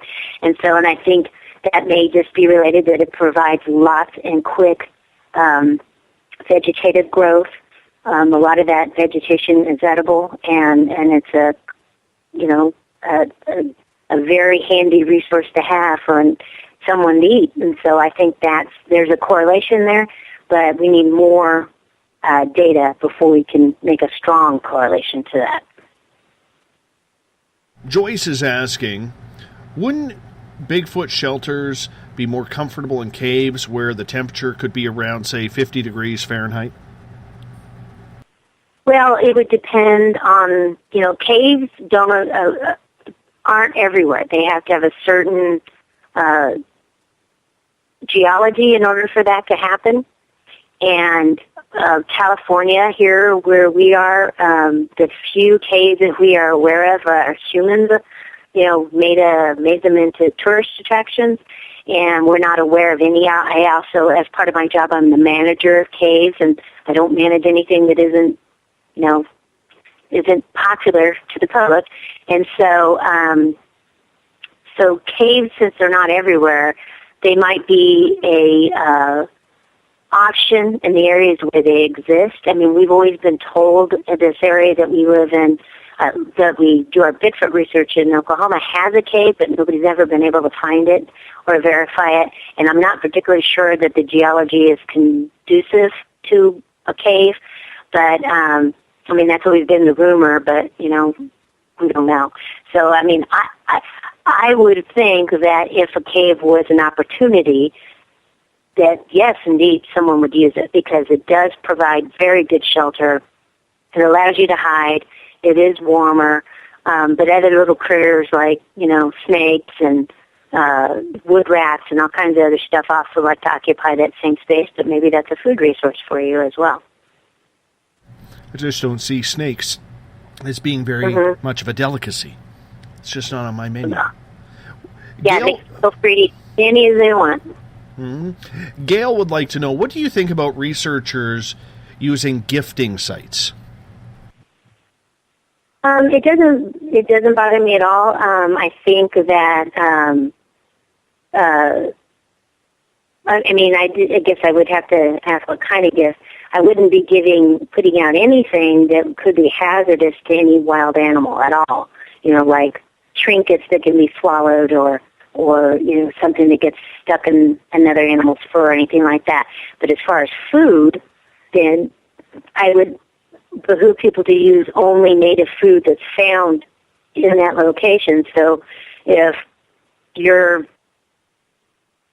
don't give a gifting site of avocados from Mexico, because no animal there is going to know what that is, and it's probably not a wise idea if a Bigfoot happens to come along and find that we're not introducing a food to their bodies that they could be allergic to, could have a bad reaction to, that kind of thing. So I would, if people want to put out food, I would recommend only using the native fruit or vegetables that's found in that local location. Edie Kaito, who has been on this show a couple of times, she's from Indiana, and she has a gifting site. She has actually started bringing out basketballs and soccer balls. And when the big male comes around, he actually will squeeze the ball until it pops. Yeah. And she's got some beautiful handprints stored in her house of on these wrecked balls that they seem to know and love. It's very interesting. Yeah, she should send those to get fingerprinted with powders so that you can get a fingerprint. That would be very good. You might even be able to get DNA off of that. That would be kind of cool. Eric is asking, as we continue with the questions here, do you think, Kathy, that the proximity to the West Coast has anything to do with the species having crossed the Bering Land Bridge when humans migrated across? Well, I think that just like humans, when we came across, or the Native Americans came across the land bridge, I think they spread everywhere as quickly as possible because you were in a new environment with a lot of new resources and potential. I mean, they obviously didn't walk all the way down to, the tip of Argentina the second they got here. It took time to work it down. But I think it's very possible that the state of California also had the largest population of Native Americans during contact because it's very easy to live here, and as is the coast. I mean, salmon, you could gather enough salmon and dry it that you would have to work like 2 weeks a year to have your food for the entire year. I know of no other place that offers, that kind of resource. We have lots of native berries. We have lots of natural tubers that would be a good starch. I mean, it really is an amazing place where you don't need agriculture or anything like that in order to survive. So I think it's, as humans, Native Americans love this coast, I think it's got a good environment for Bigfoots to live in as well. Let's get to Miss Diz's question. Getting back to the Lloyd Pye theories, what do you think of Lloyd Pye's theory about the origin of Bigfoot? Is that the Star Child? That's mostly what I know about him. I think he thinks they're from outer space. I think. Is that correct? Yeah. Even I'm far out there, but even I'm not buying that one. Yeah, that's just, first of all, if there are aliens and what they left us was Bigfoot, that's really disappointing. Yes. So that's all we got. Thanks a lot. Mm-hmm. So, no, I don't put in any stock in that at all. There's nothing to indicate that at all. So, Joe is asking, Kathy, were you part of the all-female television Bigfoot research group? Yes. What was that experience like? It's fun, yet a little annoying at the same time. The cameraman wasn't allowed to stay up and film with us past, I think, 10 o'clock. And we had a lot of stuff happen there. Had rocks thrown at us. We had some really strange, weird sounds. And none of it got captured on film because he was asleep. And so that was very frustrating to me. But it was a lot of fun. I know all those ladies fairly well, and it was a good experience in that area. That was up at Skookum Meadows. What a beautiful area. It's stunning how beautiful it is. Unfortunately, because of the Skookum cast and all the attention that's been focused on that area, it's kind of been ruined. They haven't had Bigfoot activity there in many years because so many researchers are there. And so that's the kind of unfortunate, if you want to talk about the good and bad about television, is that those programs have the ability to send so many people to a location where it makes it no longer habitable for a Bigfoot because there's researchers literally everywhere.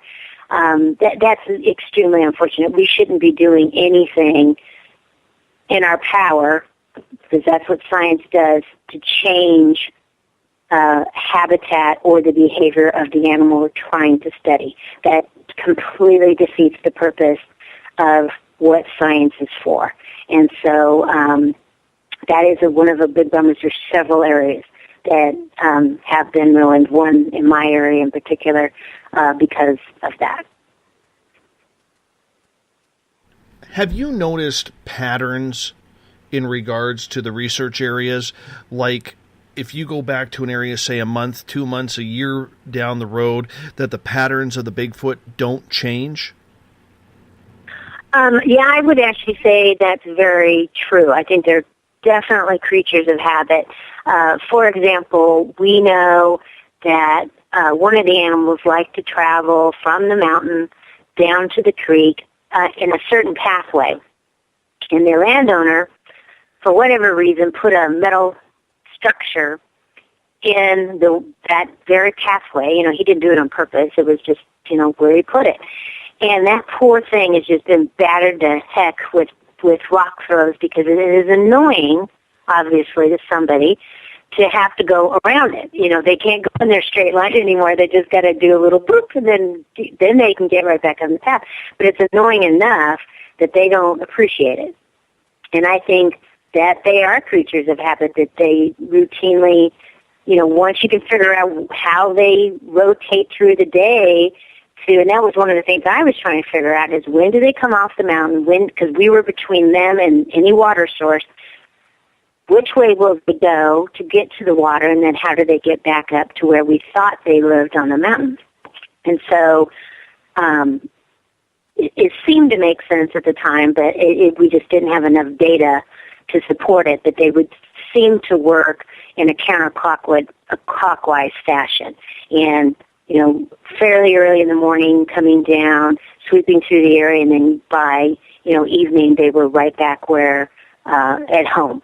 And so, and I think they like it that way. That's a routine. They know they can count on the water being there at a certain time. And, so I think that's what you would expect of anything, really, is to stick to a pattern, stick to certain behaviors so that you're not surprised by the situation changing.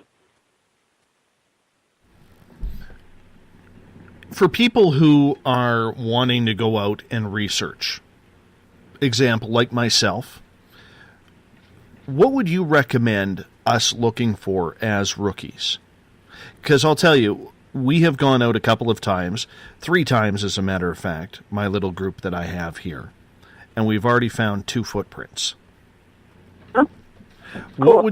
What would you recommend as a new person stepping out into the wilderness do from start to finish if they want to become researchers of Sasquatch? Well, the first thing that you want to do is you want to pick a general area.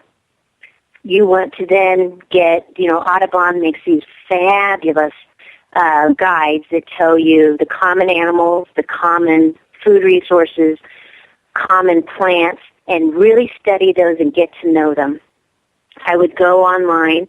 Our website, well, it's actually not my personal website, it's the Alliance of Independent Bigfoot Researchers that I'm on the board of directors, has some excellent tools for you listening to common animal sounds, common animals making unusual sounds, excuse me, that you should really get familiar with, so that not every owl sound is a Bigfoot, not every shadow that you see is a Bigfoot, because that's where you're going to get yourself into trouble.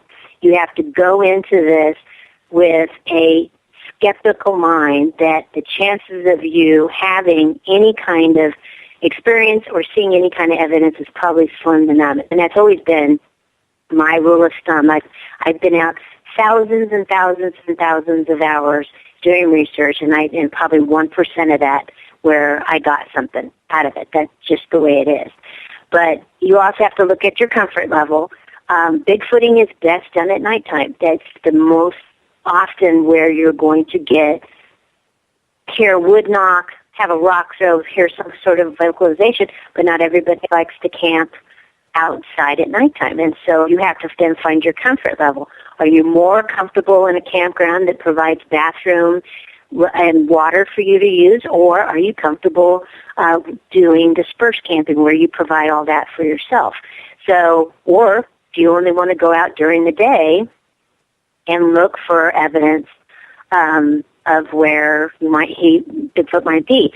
And for me, the most obvious places to start is places that have pretty good cover, but where there's water. And so you want to look for other animal footprints, so other little animals or bigger animals that may also be coming to the same location. We would call that a watering hole, to get water on a regular basis. And that's the kind of stuff you will probably want to start with. And that could be anything from a lake shore or a small pond shore or a creek, a river, something like that you want to start. If you could find any kind of sandy banks of a creek or of a river, that's a good place to look for footprints, because sand transfers footprints very, very well, as does wet shorelines transfers footprints very well. But, you have to know yourself as well as know the forest. So pick your level of where you start from that. We got about 30 seconds left with you. Please tell us about your website. Oh, it's just the Alliance of Independent Bigfoot Researchers. We are a group based to teach science in Bigfooting so that you can be the best Bigfooter you can be. And there are lots of resources on there that you can look at. It's called Protocols for the Researcher, and it just tells you some basic stuff that hopefully will help you do good research. Kathy, thank you so much for being on Spaced Out Radio tonight. What a pleasure it was to get some level-headed theory on what this creature is. Thank you so much for taking the time for our audience. Oh, thank you for inviting me.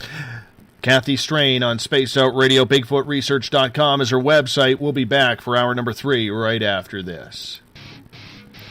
The SOR Sightlines is a place for you to find answers to your strange experiences. Hi there, this is Mike Schmidt. If you have had an encounter with ghosts, UFOs, Bigfoot, ETs, or anything else that doesn't make sense, head to spacedoutradio.com and file a Sightlines report. All information you give is 100% confidential, and I will personally help you find the answers you need. SOR Sightlines, your answers are a click away.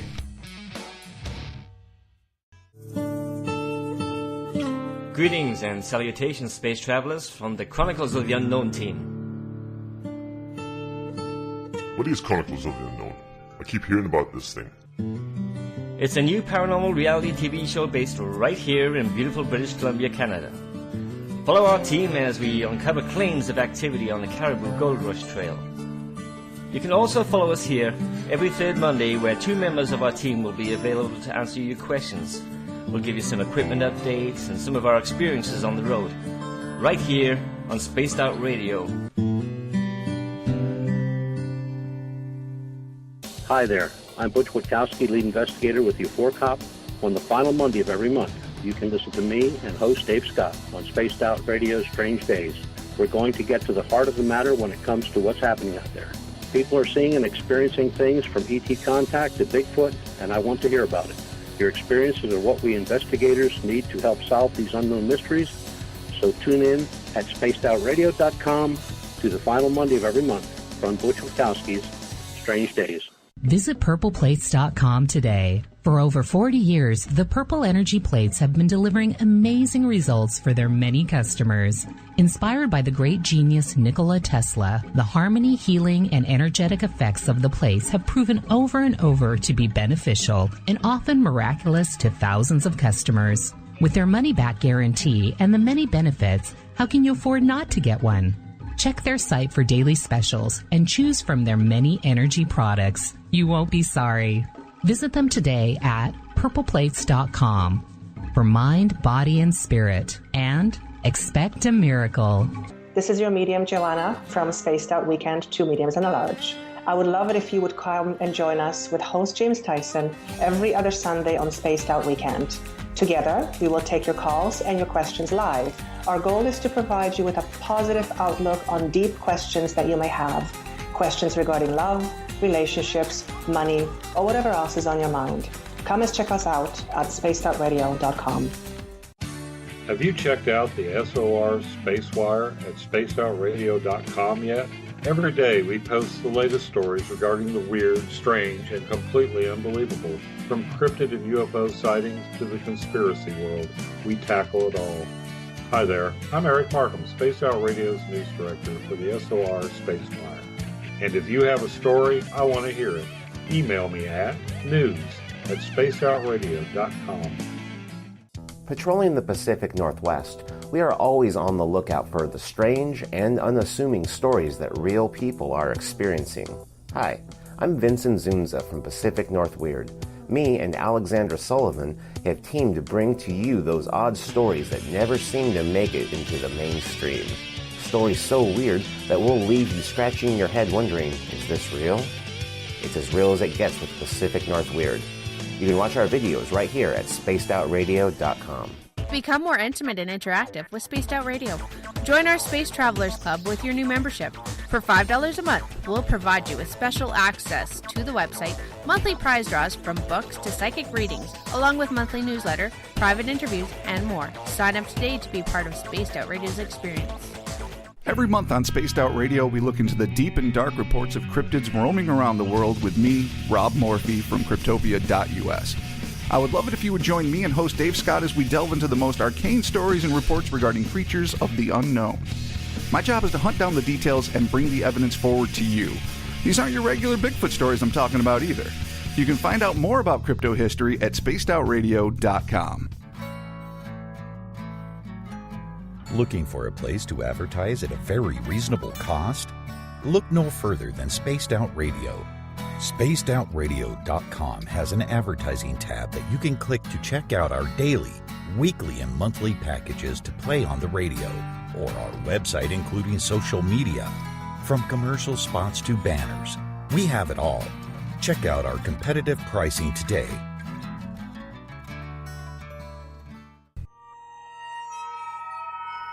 You hear footsteps in the empty room above you. A rocking chair begins rocking by itself. Don't be afraid of the things that go bump in the night. Reach for Spirit Storybox, the iPhone app the Huffington Post UK called the only ghost hunting app you will ever need. Spirit Storybox. The spirits are telling their stories. Are you listening? Strange creatures lurking in the night, the sounds of wood knocking in the forest, odd happenings right out of a fictional world. These are the reports I love. Hi there, this is author Ronald Murphy, and I would love it if you join me and Spaced Out Radio host Dave Scott the second Wednesday of every month on our journey into the unknown land of cryptozoology at spacedoutradio.com. From Mothman to Frogman and everything in between. Hey, they don't call me the crypto guru for nothing. Did you know that Spaced Out Radio runs 7 days a week? Hi, it's James Tyson from Spaced Out Weekend. Every Saturday and Sunday night, starting at 9 p.m. Pacific, midnight Eastern, you can join me and my guests for some great chatter about what's going on out in the universe, or even in that dark part of the basement you really don't want to go back into. Well, let's find the answers to your experiences together. So come on up to Uncle Jimbo's cabin on the weekend. For more information, look us up at spacedoutradio.com. The views and opinions expressed by tonight's guest and topic of discussion do not necessarily represent the official policy or position of Spaced Out Radio, Spaced Out Weekend, Spaced Out Radio Limited, its hosts, syndicated carriers, or anyone associated with this broadcast. You're listening to Spaced Out Radio with Dave Scott. Follow Dave on Twitter at Spaced Out Radio and hashtag Spaced Out Radio. and on Facebook, Spaced Out Radio Show. Now, back to the program. Welcome back to the final hour of Space Out Radio tonight. I am your host, Dave Scott. Good to have you along for the ride on this show. As we are one day away from the weekend, I'm pretty excited about that as well. You should be too. Tomorrow night, we're going to wrap up the week with our Keith Andrews. Yes, the ET Connection joins us tomorrow night, starting at 9 p.m. Pacific, midnight Eastern Time at spacedoutradio.com. We want to welcome in everyone listening in live on our newest affiliate, Renegade Talk Radio, out of Las Vegas. We love being live in Sin City. God, I can't wait to go back. I'm a big fan of old Las Vegas. My money apparently likes it too, which is really cool. And, of course, you can listen in on the United Public Radio Network, live on 107.7 FM in New Orleans and over 160 countries around the world. Good to have you along for the ride as well. Remember, if you're listening in on Revolution Radio, the Double R Machine is a donation station financed by you, the valued listener. Head on over to freedomslips.com and donate today. Bill Cardwell has set the password for the SOR Space Travelers Club. Genandromorphism. Genandromorphism is your password. So make sure you use it wisely, space travelers, because apparently it means something. What it means, I have no clue. But it's your password for the night, as Bill sets it each and every night, right here on the mighty SOR. Remember, you can follow us on Twitter at Spaced Out Radio. Give our Facebook page a like, Spaced Out Radio Show. Tune us in on TuneIn. Download this show and others on iTunes. Our website is spacedoutradio.com. If you want to join us for chat and questions on Twitter, all you have to do is type in hashtag Spaced Out Radio. We'll get to it right then and there. And, of course, if you're on our website perusing around, there's a plethora of features there for you, including joining the SOR Space Travelers Club. It's only $5 a month. We bring in our resident panel for hour number 3, Eric Cooper from Forest Moon Paranormal, Eric Markham, and Everett Thiemer, whom you heard last night as my guest, talking about paranormal science, paranormal journalism. Men, welcome back. Hey, guys. Hey, how you doing? I'm good. You know what? I really enjoyed that 2 hours with Kathy Strain. I mean, I'm very big on science and the right way of doing things. And it was just nice, Eric Markham, as our resident scientist of SOR, to hear the way she is investigating. That even though she has her beliefs, the doors to possibility are still there. Did you get that as well? Yes, I did. That's one of the... I heard her interviewed years ago. I think it was Ian Punnett. And I was taken, I was immediately taken with her approach. Because, being a scientist myself, I could see where she was going and what she was trying to rule out, and I really had a great deal of respect for her. Me too. And I really thought a lot of her ideas of what they are, even though some of them I didn't agree with, but that's only because I can only judge on the experiences I have had personally. But I thought that, she was very open to the fact that we don't know what we're dealing with. We don't know what it has, that she has a certain belief that it is an animal that has been here a long time, and granted, she's allowed to have that belief. But, Markham, do you believe, though, that there's still that scientist in her that doesn't want to believe the other possibilities, that, Bigfoot doesn't like the smell of gunpowder, Bigfoot doesn't like cameras, maybe can have some extrasensory hearing that can pick up the tones of the mechanism that would be a camera? I think she is very empirical, very nuts and bolts, and she bases her beliefs on what she has personally seen. I think she is open-minded enough that if she had the same experiences you had, she would come around to that. She wouldn't throw it away just because it didn't fit her paradigm. I think she's open-minded enough to accept the evidence that her own eyes would supply to her.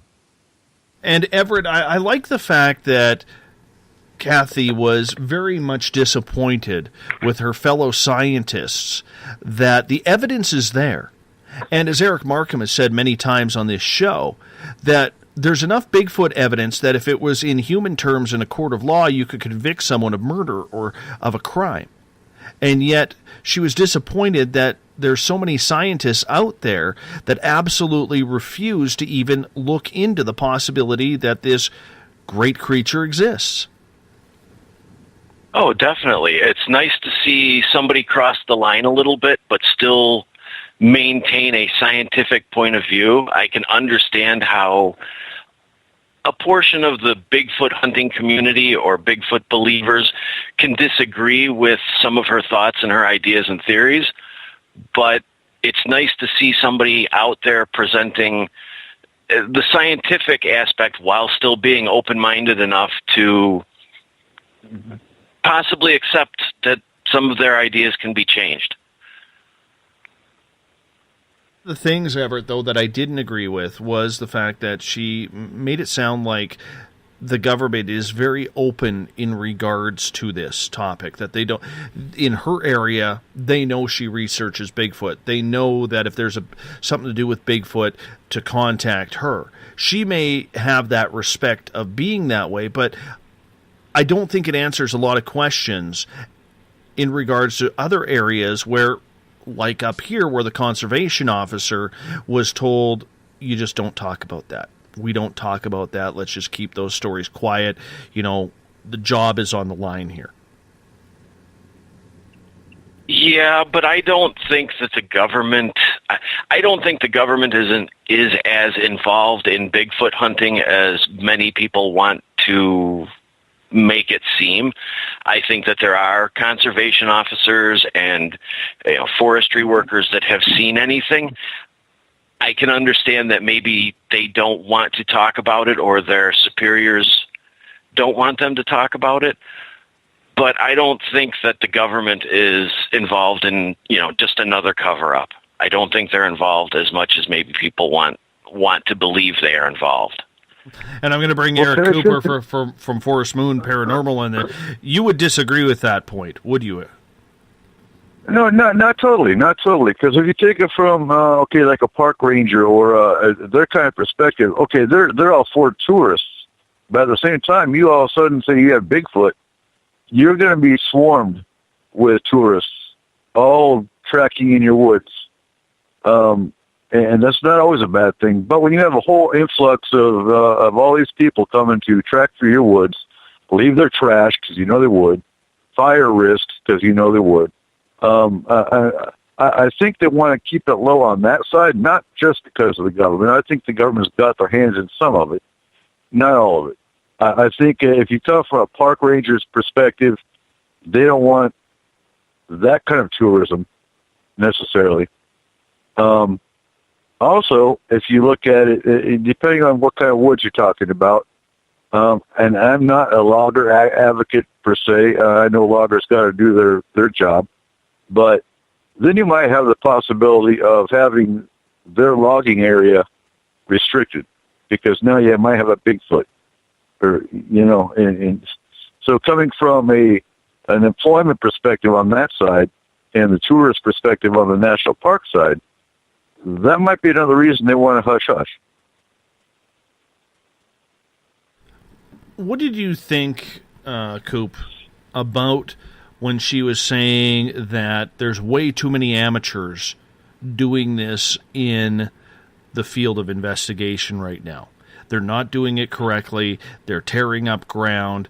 They're making assumptions that are so impossibly true that they're really distorting the real research that is being done by professionals like her. Honestly, I missed the show. I'm going to have to go back and listen to it again because I had a case that popped up right as your show came on, and I have a second case that I'm juggling right now. But on that attitude, definitely. I mean, just Enforcement Paranormal, we've kicked a couple Bigfooters out. Because, Tyler Allen Standingberry is my Bigfoot specialist in my group. And he looks at them like with a fine-tooth comb as well. And him being Native American, not scientist, no, but him being Native American and having his own constant Bigfoot interaction. I mean, he's down right now because he had surgery, as you know, from Paracon. But once he's better, he'll be up there interacting with him again. He takes his boy. He takes his dog. I mean, we're talking coming from a Native American perspective as well as his own personal encounters that he's had for 5 to 10 years now. But yeah, there's too many. Oh my God! Look, let's watch Mountain Hunters and then go up and see if we can find one. And then again, you've got them leaving the trash everywhere. You've got them destroying the woods. You've got them terrorizing whatever community they're in. And yeah, I would agree. Just looking on some of the groups that I see, that yeah, they are amateur. They don't care about getting all they're about is fame and glory and getting their 15 minutes of fame because they saw a Bigfoot or what they thought was a Bigfoot. Eric Markham, I bring you in here. What did you think of Kathy's perspective of the amateur researchers who were trying to do their research on Sasquatch? I think she was bang on, and I agree. There's a difference between being an amateur and being I don't know the right word. I'm trying to come up with a non-derogatory way to put this, but there are amateurs who go at it in a respectful manner, and then there's the redneck weekend warrior out there with their guns and yeah. And it's like let's have a Squatch party and use it as an excuse to get inebriated and stagger through the woods. I think there's too much of the redneck version of it out there. Everett, what did you think when Kathy stated that too many people have too many theories on what this is and that we got to simplify the research down to try and figure out what this creature truly is? I completely agree. We have so many different opinions of what it is that we can't really narrow it down. We have to pick a path to follow and eliminate that path to really move forward. If we're just all running around, well, maybe it's this, maybe it's that, we're not following any direct path. We're not really finding anything to test or to go about, move the field forward. We're just running around there looking for something that we really don't know. And that makes sense. That totally makes sense, in regards to what we are looking for. However, I was very, very surprised that she wasn't as, lack of a better term, up to date on the different species. She said there wasn't enough information to say, okay, this group in this area seems to be more docile, whereas this group over here seems to be more aggressive. Yet there seems to be plenty of research dictating that is the case, Eric Markham. So I'm curious, do you think that that's just keeping an objective open mind because she is a scientist and she wants proof of that, or do you think that's her own opinion? I think it's probably a little bit of both. I think her experience, I think in a case with somebody like Kathy, having gone through what it takes to get a master's in anthropology, you have a certain mindset beat into you in graduate school. And I think what she does is let the empiricism of what she sees and what data she collects form her opinion. And I'm sure she's got ideas of her own, but she more than likely puts them within the framework of her education. Mm-hmm. And that's just the way we're taught. Mm-hmm. I do think if she ever had, if she had the kind of experience, if she was out with you and saw the pixelation or saw some of the more, let's just say, far out things with Bigfoot, she would at least try and figure out what had happened. she would not. I don't think she would dismiss it out of hand. I think it would be a matter of, holy crap, I didn't know they could do that. Let's see what this is all about. Mm-hmm. I would agree with that. I think that's a fair statement. I just love the fact that she's out there doing the work. She's out there getting dirty. She's out there, hammering home information and very open-minded. And I think it's so much different than what we see from a lot of these weekend warriors, Coop, who are out there, with using their scientific experiments to block their own opinion. Is that refreshing to hear when you actually have a scientist doing that?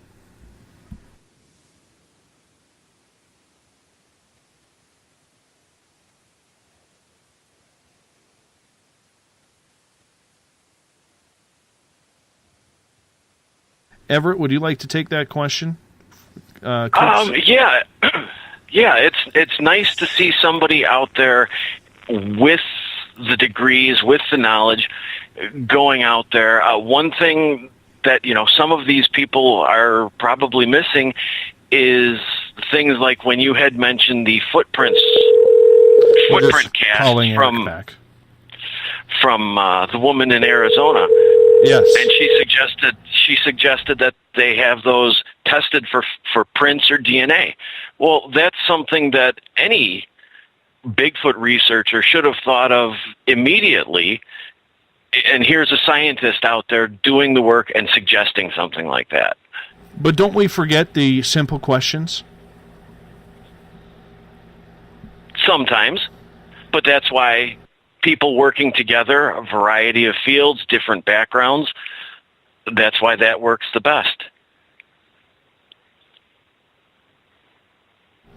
Mario has a comment here, Coop, or Eric Markham, I'd like to get your opinion on. He says, I think Kathy, like a lot of paid government employees, are only allowed to disseminate a certain amount of info to the public. What's your opinion on that? I don't see that with... I don't think that she would compromise her scientific integrity like that. Just my feeling from, having contacted her for the show and, my rather limited amount of exposure to her personally. I don't think that's her. I don't think the government's going to tell her what to do. I really don't. She wouldn't be going public like she is. They wouldn't allow her to have a Bigfoot research site. I don't know. I'm going to bite my tongue on this one because I just am. Anyhow, moving on. Would you chase down a Bigfoot, Everett, like she did? I can't answer that because I've never seen one. I would love to see one. I don't know what my reaction would be when I saw one, though. Come on. You'd go Usain Bolt trying to track one down.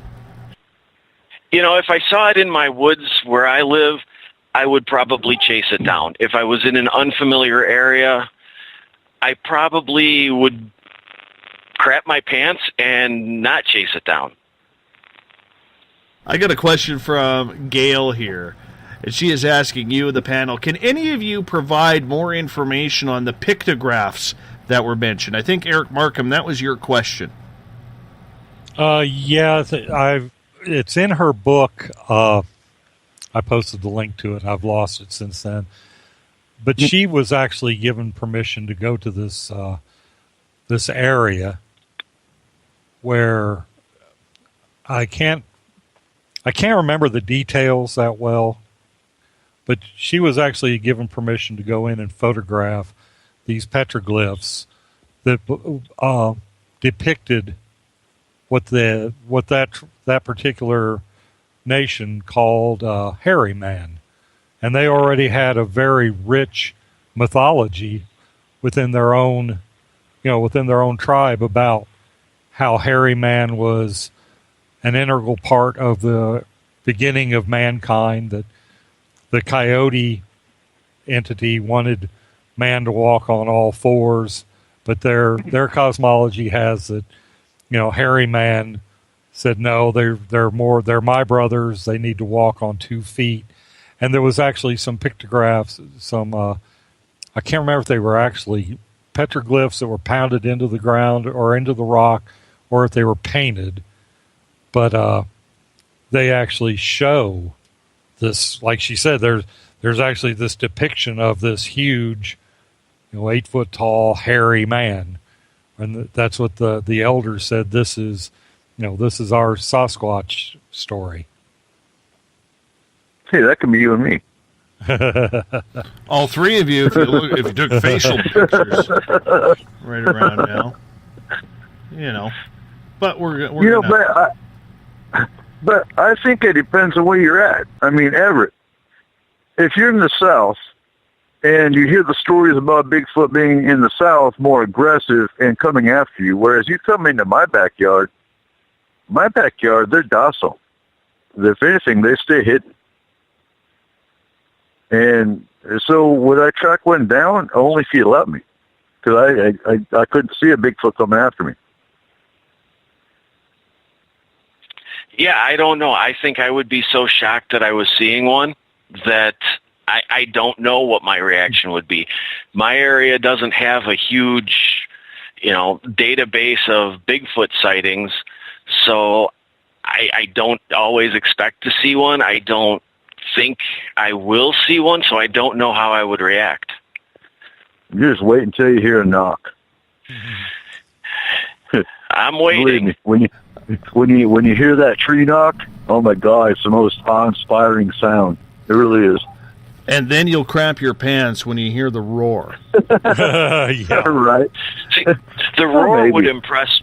The roar would impress me more because I've been out in our woods in the middle of the night and branches fall, and it can be a very loud experience to be in the woods in the middle of the night. So a tree knock in the distance isn't going to really impress me. Now a roar, that would. Well, it's weird because the tree knock I heard last year, and we're talking 50, not 16, it wasn't that far from me. I should have been able to see it. And like Dave says, with the pixelation, I didn't see any pixelation or anything. I just didn't see anything. But that's the tree it came from. It was loud. It wasn't like a woodpecker. I've been asked before, are you sure it wasn't a woodpecker? And yeah, I'm positive it wasn't. Well, I've heard woodpeckers. I've got them here too. It was more like a log knocking on a tree. That's exactly what it sounded like. And it was within perfect range. It wasn't more than 50 feet from me. And I should have seen it. And me and my two buddies that were with me, we walked over there. No footprints, no nothing. So it was all like a pine needle, or, like pine needle. Nothing there. And we walked back to the trailhead that we were at, and it did it again. Like, hey, you didn't see me. I'm still here, though.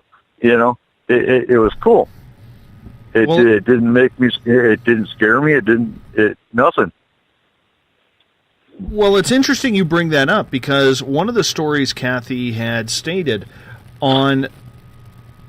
earlier on in hour number 2 was that when she had her Bigfoot experience, her husband, or she had originally seen movement in a certain area, so her husband went over there and saw a couple of logs lying down and was going to walk on those logs, but when he went back to check that area where it had come from, there was a log missing.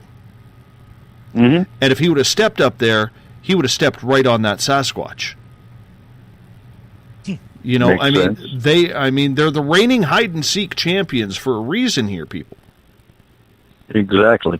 Yeah, it seems like there's many cases where people have been just, sitting on a hillside looking out over the scenery and just enjoying it, and the rock or the stump that was in front of them got up and walked away. So there seems to be a innate ability for this creature to camouflage itself. And like all other animals, just be still like the dead of the night. Well, yeah, and I think it's a matter of in this case, the observer wasn't tramping around, wasn't actually looking for that kind of encounter. They were just walking, saw something they wanted to absorb and enjoy, sat down, they were still, and without any movement in the area or any sound in the area, the Sasquatch thought it was, all clear, got up and walked away, much to the surprise of the person that was observing it at the time. Totally understand with that. What do you think, though, about it being a migratory animal, Coop? I've heard that. I've heard that from Tyler, as a matter of fact. Because during the wintertime, for example, he has to go higher. They actually do migrate higher in the mountain. During the summertime, that's when they come down here. So migratory, yes. Now, before he had a surgery, he was actually going to do an experiment and see if they actually migrated with the coyotes or migrated with the elk, or see what other animals follow them, but he never got that far. But that's one of his other experiments, actually. Now you're saying the word experiment. That's kind of one of his observations he wants to see is, do they follow the other animals or the other animals follow Bigfoot when they migrate? Is Bigfoot indeed the leader of the animals, or does he follow them? It's kind of the question. That is a big, big decision there. What do you think, Eric Markham? I gotta wonder. I've heard that's the second time I've heard that they migrate higher into the mountains in the winter, which seems counterintuitive. It would be colder the higher you went. So I'd be very interested to know, are there like a winter dwelling place? Maybe they go higher because more caves, and being that cold, it's going to be the rare human that's going to be looking for them, or maybe they go into a form of torpor like a lot of mammals do in the winter, and they have places up there where they would be vulnerable, so they go there higher up to get out of reach of prying eyes and for a certain amount of security. Well, and that's why I wondered if they hibernate or not. And that came off of Gail's question earlier on from the SOR Space Travelers Club, whether or not they are a creature that hibernates or at least slows down during the winter. I would think ground squirrels will, they'll burrow in and they'll go into, it's an almost suspended animation depending on the temperature. They just go into this, it's called torpor, and, minimal life signs. Matter of fact, you could probably pick up find a ground squirrel, and I've seen it done, had a professor that studied this in college. When they're in torpor, you can reach down, pick one up, look at it, lay it back down, and it'll barely even react because they're just shut down. I have another theory, though, because I know not all of them migrate. So what I'm wondering, and what I'll have Tyler look at when he does his study this summer, and later on when he feels better and gets up more, is it the families that migrate? Because there are families. Or is it, I don't know. Because, at Lake Cayuga, where we had the Paracon, they've had Bigfoot sightings. They've had the footprints in the snow. That tells you right there, not all of them migrate. That's still low enough. They're not going higher. So, I wonder if it's just the family units that migrate, and that's just to get, like Markham said, out of prying eyes. Could it also be just maybe we're casting too broad a net over the species itself? I mean, we have the Patterson-Gimlin film, which I think all of us agree that's a legit film of what we've come to know as Bigfoot. But then you look at how Harvey Pratt and some of his eyewitnesses have described the animal, and it has a more human face. So there could be, subspecies within the genre. There's the Patterson Bigfoot style, and then that's very, very apish, had the completely hair covered face. But then in the area of the Hoopa tribe, their experiences and their descriptions of the creature much more human, much more anthropomorphized. It seems like there's no hair, they're not completely hair covered faces, and they look more like what we would think of as like a caveman type of face, where there's actually naked skin and the features are exposed. So maybe one type, maybe the really hairy ones go high in the mountains and the more human-looking ones don't. I mean, there's so many questions as far as this unknown species goes. But I think we might just be generalizing a little too much when we say they migrate or they don't. I think if I think we kind of need to determine what what migrating is. In Washington there, it's easy to go up and down the mountains and get in and out of a better environment. But when you have these sightings in Oklahoma or the plains where there really isn't any other environment, you can walk for hundreds of miles and it's essentially the same environment. What benefit does it to them to migrate? Unless they're following a food source, I can't really think of one. They think in Minnesota, in the very remote regions of Minnesota, that they follow the bear as as the berries ripen and certain food sources become available. They think I don't even know if migrate. Seems to me there's a better term than migration, but they follow the food source. And that would make sense, depending on the river run, where fish are cohabitating or getting ready for spawning or anything like that.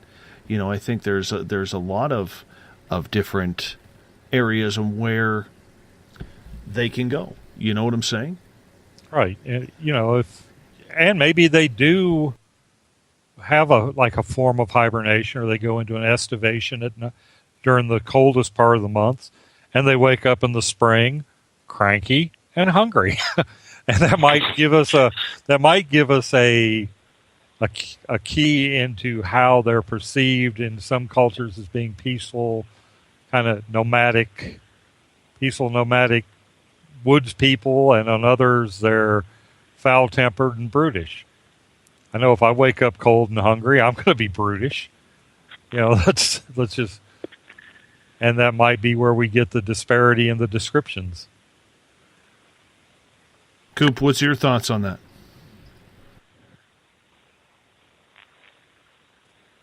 Did his phone hang up on us again?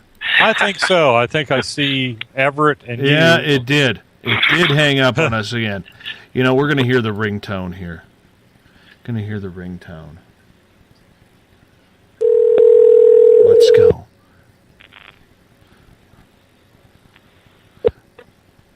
Your phone really doesn't like us tonight. No, it's my damn beard. It keeps getting caught now. Yeah. It's that damn beard. It's that damn beard. Blame it on the chin whiskers. Well, I think we had a very entertaining discussion in regards to Bigfoot tonight. And I got to tell you, I want to get some audience thoughts on this. And I know there's still people in the chat rooms because I'm watching you, and I know they're on Twitter as well. Thinking about making a couple of changes to the SOR flagship.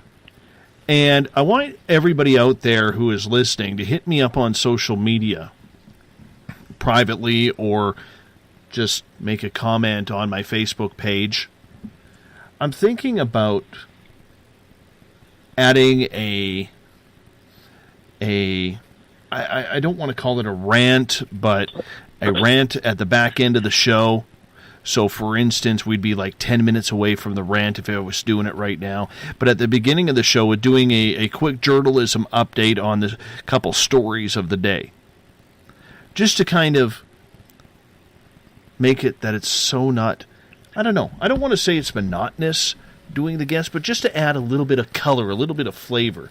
You know, sometimes you got to add a little bit of garlic to spice things up a little bit. What do you think, Everett? Should we do that? I think you should. You and I have had some conversations where you've just kind of gone off on a spin, and it's fun to listen to. It's entertaining, and you have some really good thoughts. So, yeah, I think you should spend a few minutes at the end of the show doing a little rant. Mm-hmm. Gives me a chance to bitch and complain. No. What do you think? We'll call it the Tabasco at the end. You got garlic in the beginning and the Tabasco at the end. There you go. Oh, I don't know about that, my friend. I'm way hotter than Tabasco. Way hotter than Tabasco. Pepper. Okay. Well, throw a little ghost pepper at the end then. I would appreciate that. There you go. I guess I'm just, you know, when you enter that third hour of doing the show, not that it's a pain in the butt to do 3 hours, but you kind of start thinking when it hits that bottom of that third hour, okay, is there anything that we haven't talked about yet? Because I got a big list right in front of me of everything we've talked about. And if I've hit everything on that list, what can I go back to so it doesn't sound so repetitive? But if I, say, trimmed 10 minutes off the front and then, say, 5 or 6 minutes off the back and added a little bit of different features on there, I think that would be just a little bit interesting. And yes, John Connor, I really like the scorpion peppers.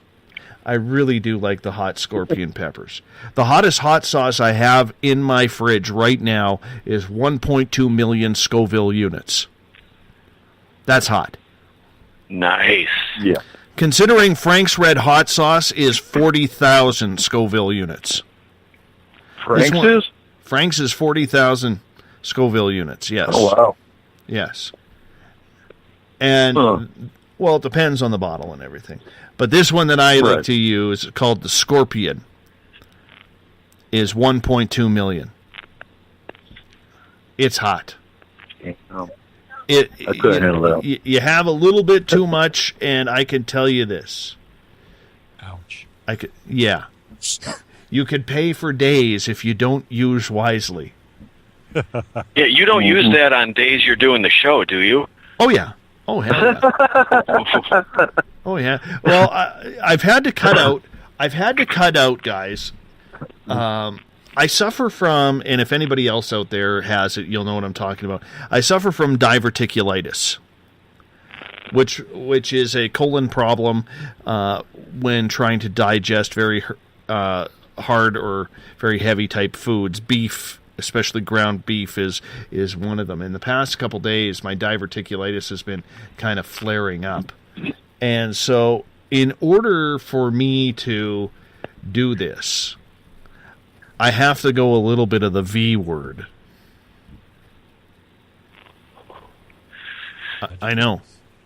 I am biting my tongue. Not only do I have to do the V word right now, but Team Canada loses tonight to Team USA, and I realize you three Yankees are happy with that, but I am not. Right? I'm not saying vegan. I will not go vegan. Okay? I was thinking the other one, vegetarian. I got to go vegetarian for a bit to kind of calm my stomach down, because it is a little painful right now. Painful. Oh, I had a half a bag of ghost pepper chips, and I was dying for a month, literally. So we're talking pain. Joe, I can feel you for a minute. I'm going to be honest with you. The minute you mentioned that, my mouth started watering because I love that hot stuff. Yeah. I want to try that one chip challenge. Have you seen that? Which one's that? No. One potato chip comes in a box. And you open up the box and you eat the potato chip. And apparently it is just hotter than hell. And you know what? If you go on YouTube and you type in, "No, Robert White, I am not giving up bacon in my vegetarianism. I am not giving up bacon." That is a staple and a God-given right on this show. And no, I'm not eating quiche or quinoa. I will not do quinoa. Yes, I know the proper pronunciation. I know Mrs. Space Out Radio up above me, if she's still awake, she's probably laughing and giggling right now. I will not eat quinoa! Anyways. Well, hot sauce on it. No, there is no point. There is no point. Anyways. You know, I'm sure. Yeah, and there's Joe. USA. Yeah, thanks, Joe. Appreciate your time. Rub it in. You're out of the club, Joe. So tonight I had a salad for dinner with some wraps ripped up with some freshly made hummus that Mrs. SOR made tonight for dinner. And yeah, I'm doing okay, Nate, right now. Doing okay, but I got to give up the hot sauce for a little bit. I just couldn't do that. I know. Well, I learned the hard way. There's a place up in around D.C. called Cluck U Chicken, and they have the ones, I think they were called 911. I can't remember the name, but you actually have to sign a waiver to buy them. And I thought, oh, this is cute. And, I ordered I forgot how many, like 8 boneless breasts, in their hottest thing. And I got home. Oh, my God.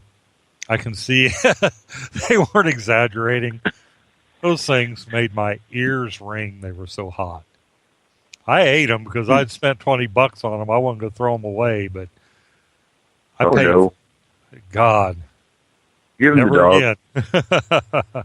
Huh? So give her the dog. No, I actually tried to give. I offered one over to BB. Actually got up and started sniffing, and I thought he got one good sniff and took off running. It was like he got popped in the nose. That's what they call hair of the dog, isn't it? Oh. Speaking of that one chip, though, if you go to YouTube, the one chip challenge, Bumblefoot and Mrs. Bumblefoot actually do the one chip challenge on video, and they are burning for like 15-20 minutes. And then Bumblefoot accidentally rubs the paste or whatever that is on the chip. He accidentally gets some in his eye. Oh, God. Oh. Yeah. Oh. So if you go on YouTube, the one chip challenge, Bumblefoot, yeah, it's there. It's actually kind of funny. Huh. I don't know how we got on this topic, going from the changes I that we will, were going to make on the show. I'll buy the chips if you and Mrs. SOR will do the same thing. Oh, she won't eat it. I'll do it. I have no problem doing it. I will sacrifice my diverticulitis pain for that one chip challenge. Sounds like something we need to do at the SOR convention. Yeah. For YouTube. I don't know. Challenge. Just don't put it in your eye. No, that's all we have. No, I've done that. I've actually, if you've ever traveled through Pennsylvania, you'll know there is a really awesome hot wings burger joint called Quaker Steak and Lube. And I did the hot wings challenge at one of those, and I actually got my name on the wall. I'm pretty happy about that. Pretty happy. I did 6 of them. And I was with my friend Andrew. I am like shaking and sweating. These damn things are so hot on these hot wings. I'm like literally ripping the chicken off the hot wing, taking it on my fork with the hot chicken and the spice on there, shoving it in my glass of milk before I am downing it in my mouth. And my buddy Andrew's there. I did 6, and I struggled to 6. But I had to do it because the previous year when I was there, I only accomplished 1. Okay? But I did 6, barely. And my buddy Andrew there, he polished off like 10 or 12 of them. Didn't even break a sweat. I was dying. This was the worst thing I've ever put in my mouth. And I think that was at like 500,000 Scoville units. You know, I think I'm better trained now. You know, I've done some practice since then. And this is a place in Pennsylvania? Yeah, Quaker steak, not state, steak and lube. Okay, I get the Quaker and I get the steak. I have to ask, what do they serve that has anything to do with lube? Well, an Imodium. I can tell you that. I can tell you this, man. You eat the hot wings, your milk will be your lube. It's hot. Mm-hmm. John is saying, Dave, you are so hyper-competitive. Is that a typical Canadian trait? Well, we don't like to lose like we did tonight at the World Juniors to Team USA in a shootout, which, damn it, should be banned from hockey. There is no way a gold medal game should be decided by a shootout. And if you're a hockey fan, you'll agree with me. You'll agree with me on that. I know the Australians over there, they don't know what the hell a puck and ice is at their 43 degrees at this point right now. You know, but no way. I'm still angry about that. Maybe next year I'll agree with you. Yeah. Anyhow, it's terrible. Terrible. I'm still hurting over that. That one is painful. Joe Allgaier wants a chip. I saw that. Mm-hmm. We'll send him one. Yeah, we're going to have to get some chips. Oh, and he's still, and Joe is still chirping me for the Team USA win today. Joe, I hope you get a haircut. No, we'll send him a potato. We'll send him a potato. He can chop it up, and he can roast it over a fire with his pointy stick. That would work. Send him a chips. box of sarcoptic mange. Absolutely. Dave, you should never wish upon anybody or their hair any ill. This is true. I do apologize for that. As a big fan of a good length of hair, a good mustache, beard, goatee, you know, I apologize to Joe's hair for that. You're right. That was rude. That was just the emotion in me, man. It was the emotion of that loss. It hurts. It hurts. Gail, where's my tissue? Where's my tissue? Captain Shirk, I need my tissue. We only got about 5.5 minutes left. But yes, anyways, getting back to the original conversation. In the near future, there's a good chance that we are going to be making a couple of additions. I guess I shouldn't use the word change because being politically correct, change usually isn't bad. Or can be bad. We're not changing the format of the show. It's still going to be 3 hours. We're not changing the length that the guest comes on. What we're doing is we're adding a couple features that we're going to squeeze in between, so that way we have the ability to, just add another couple dimensions to this show. And Everett, I'll say it, when we get this going here in the next, probably beginning of February, somewhere around there, you're going to be joining me for the first 10 minutes of the show just to kind of go over some news stories from the day, whether they're in the paranormal, whether they're in the mainstream. We're just going to find some interesting stories to kind of hash and debate for about 10, 15 minutes. Then we're going to go bring our guest in, get to the topic of the night, and we're going to run with that until there's about 5-6 minutes. And then what we're going to do is we're going to do a little bit of a commentary at the end of the show. and it's not going to be negative. We're not going to try and nail it or end it on a negative connotation or anything like that. But it's just to kind of get people to think and stir up some talking on social media. And, I don't know yet whether we're going to put it on the website. We may put it on the website, but we already have the blogs going on there.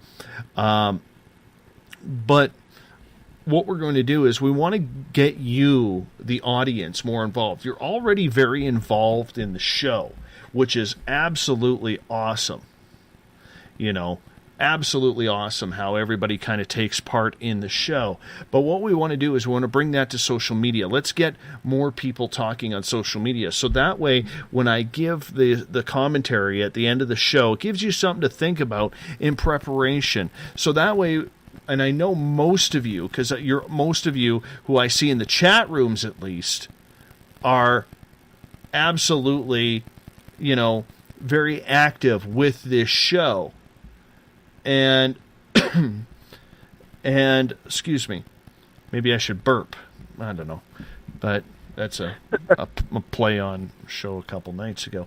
But the whole point of that is to keep that continuity going, so that way we have something to talk about. Because in the end, the way this audience is going to grow is the more we can get you involved, the more people are going to see you involved. And when they see you involved, they're going to become curious. When they become curious, that's when we have the opportunity to now get them as listeners. So, we want your participation with this, and that's kind of the reason that we're going to be just trying it out. And hey, if it doesn't work, we can always pull it. We could pull it from the show. That's just the way it is, But I think it'll just add some fun. What's that, Coop? I say that's how we do things in SOAR. They don't work, you just change them. Mm-hmm. Not a big deal. Everybody's comparing temperatures right now from where they are. It's minus 11 degrees Celsius where I am right now. And it's so cold here that the truck's not running. The truck gave up. It said, no, it's too cold. I'm not running no more. So, yeah. Well, apparently around the 15th, if you read the almanac, we are scheduled for minus 40 degrees Celsius, which also happens to be minus 40 degrees Fahrenheit. Mm-hmm. That's on the 15th. I'm hoping it doesn't get that cold. I've never been in that cold. The cold. Yeah, the problem I have with almanacs, though, is that my weatherman can't predict 5 days ahead. So something predicting almost a year ahead, I can't believe it. Well, we'll see when it gets here. Jolene calls me a little bit of a weather wimp because she grew up in the Yukon. The coldest day she's ever experienced was minus 57 degrees Celsius. That's cold. That's cold. Like, you don't even go outside. Like, a couple of weeks ago when it was like minus 31 here Celsius, that, my friends, like, you step outside and within 30 seconds, your hair hurts. Your face hurts. Okay? Your fingers are painful. Even if you have gloves on, your fingers are sore. It's terrible. That's cool. Bearded icicles. Your nostrils, my friend. My friend, honestly, I've been blown away by this year. You go outside when it's like minus 22 or minus 30 out, and your nostrils, the hair in your nostrils starts to freeze because you're breathing it in, right? You're breathing it in. Who does that? Who has nostrils freezing? Apparently I do. Preacher? I did when I grew up. Preacher, you can respect that. Yeah, I grew up in Michigan, where back in the old days when it would actually get cold in the winter. Yeah. Yeah. Snow for a week at a time. Mm-hmm. I hear you. My friends, I want to say thank you. That was a quick hour. It was. It really was. I would go overtime. I would totally go overtime, but I got to get up in the morning. I got that ugly daytime meeting. We like to call it the I'm the best, you suck meeting. Because well, one day this will be your full-time job. I'm looking forward to that. You know, I was looking around my old town today because I went and got a haircut today. I was looking around the town today, and I'm like, damn it, that would be a nice storefront for Spaced Out Radio. That would be cool. The barbershop one or the other? No, a different one. I still want barbershop chairs in there. Yes. Barbershop chairs are absolutely awesome. When this is your full-time job, you're going to grow a mullet, right? I am never cutting my hair or shaving my beard again. Hey, guys, you hold on. If you're listening in on the Space Out Radio side, you are listening to Mr. Ron Bumblefoot THAL, formerly of Guns N' Roses, currently of Art of Anarchy. But the most important part is Bumblefoot is the official music of Space Out Radio. He brings us in, takes us home every single night on this show. Go to our website, spacedoutradio.com. Click on the Bumblefoot banner to listen to more of his great tunes and his albums. Tomorrow night on the show, our Keith Andrews, or as Mario likes to call him, Keith Edwards. Either one of them. They'll both show up tomorrow night. And they will be there. Trip, I saw the comment. You let the Gnomes go on Team Canada, which caused the loss, losing to Team USA at the World Juniors. It's your fault. Thank you for putting me in a miserable mood. You owe me a drink. Remember, follow us on Twitter, @Spaced Out Radio. Give our Facebook page a like, Spaced Out Radio Show. You can find this episode on our YouTube channel, Spaced Out Radio Show. Tune us in on TuneIn. Download us on iTunes. And, of course, our website is spacedoutradio.com. We'll talk to you in exactly 21 hours from now. Look forward to it. I hope you do as well. See you then.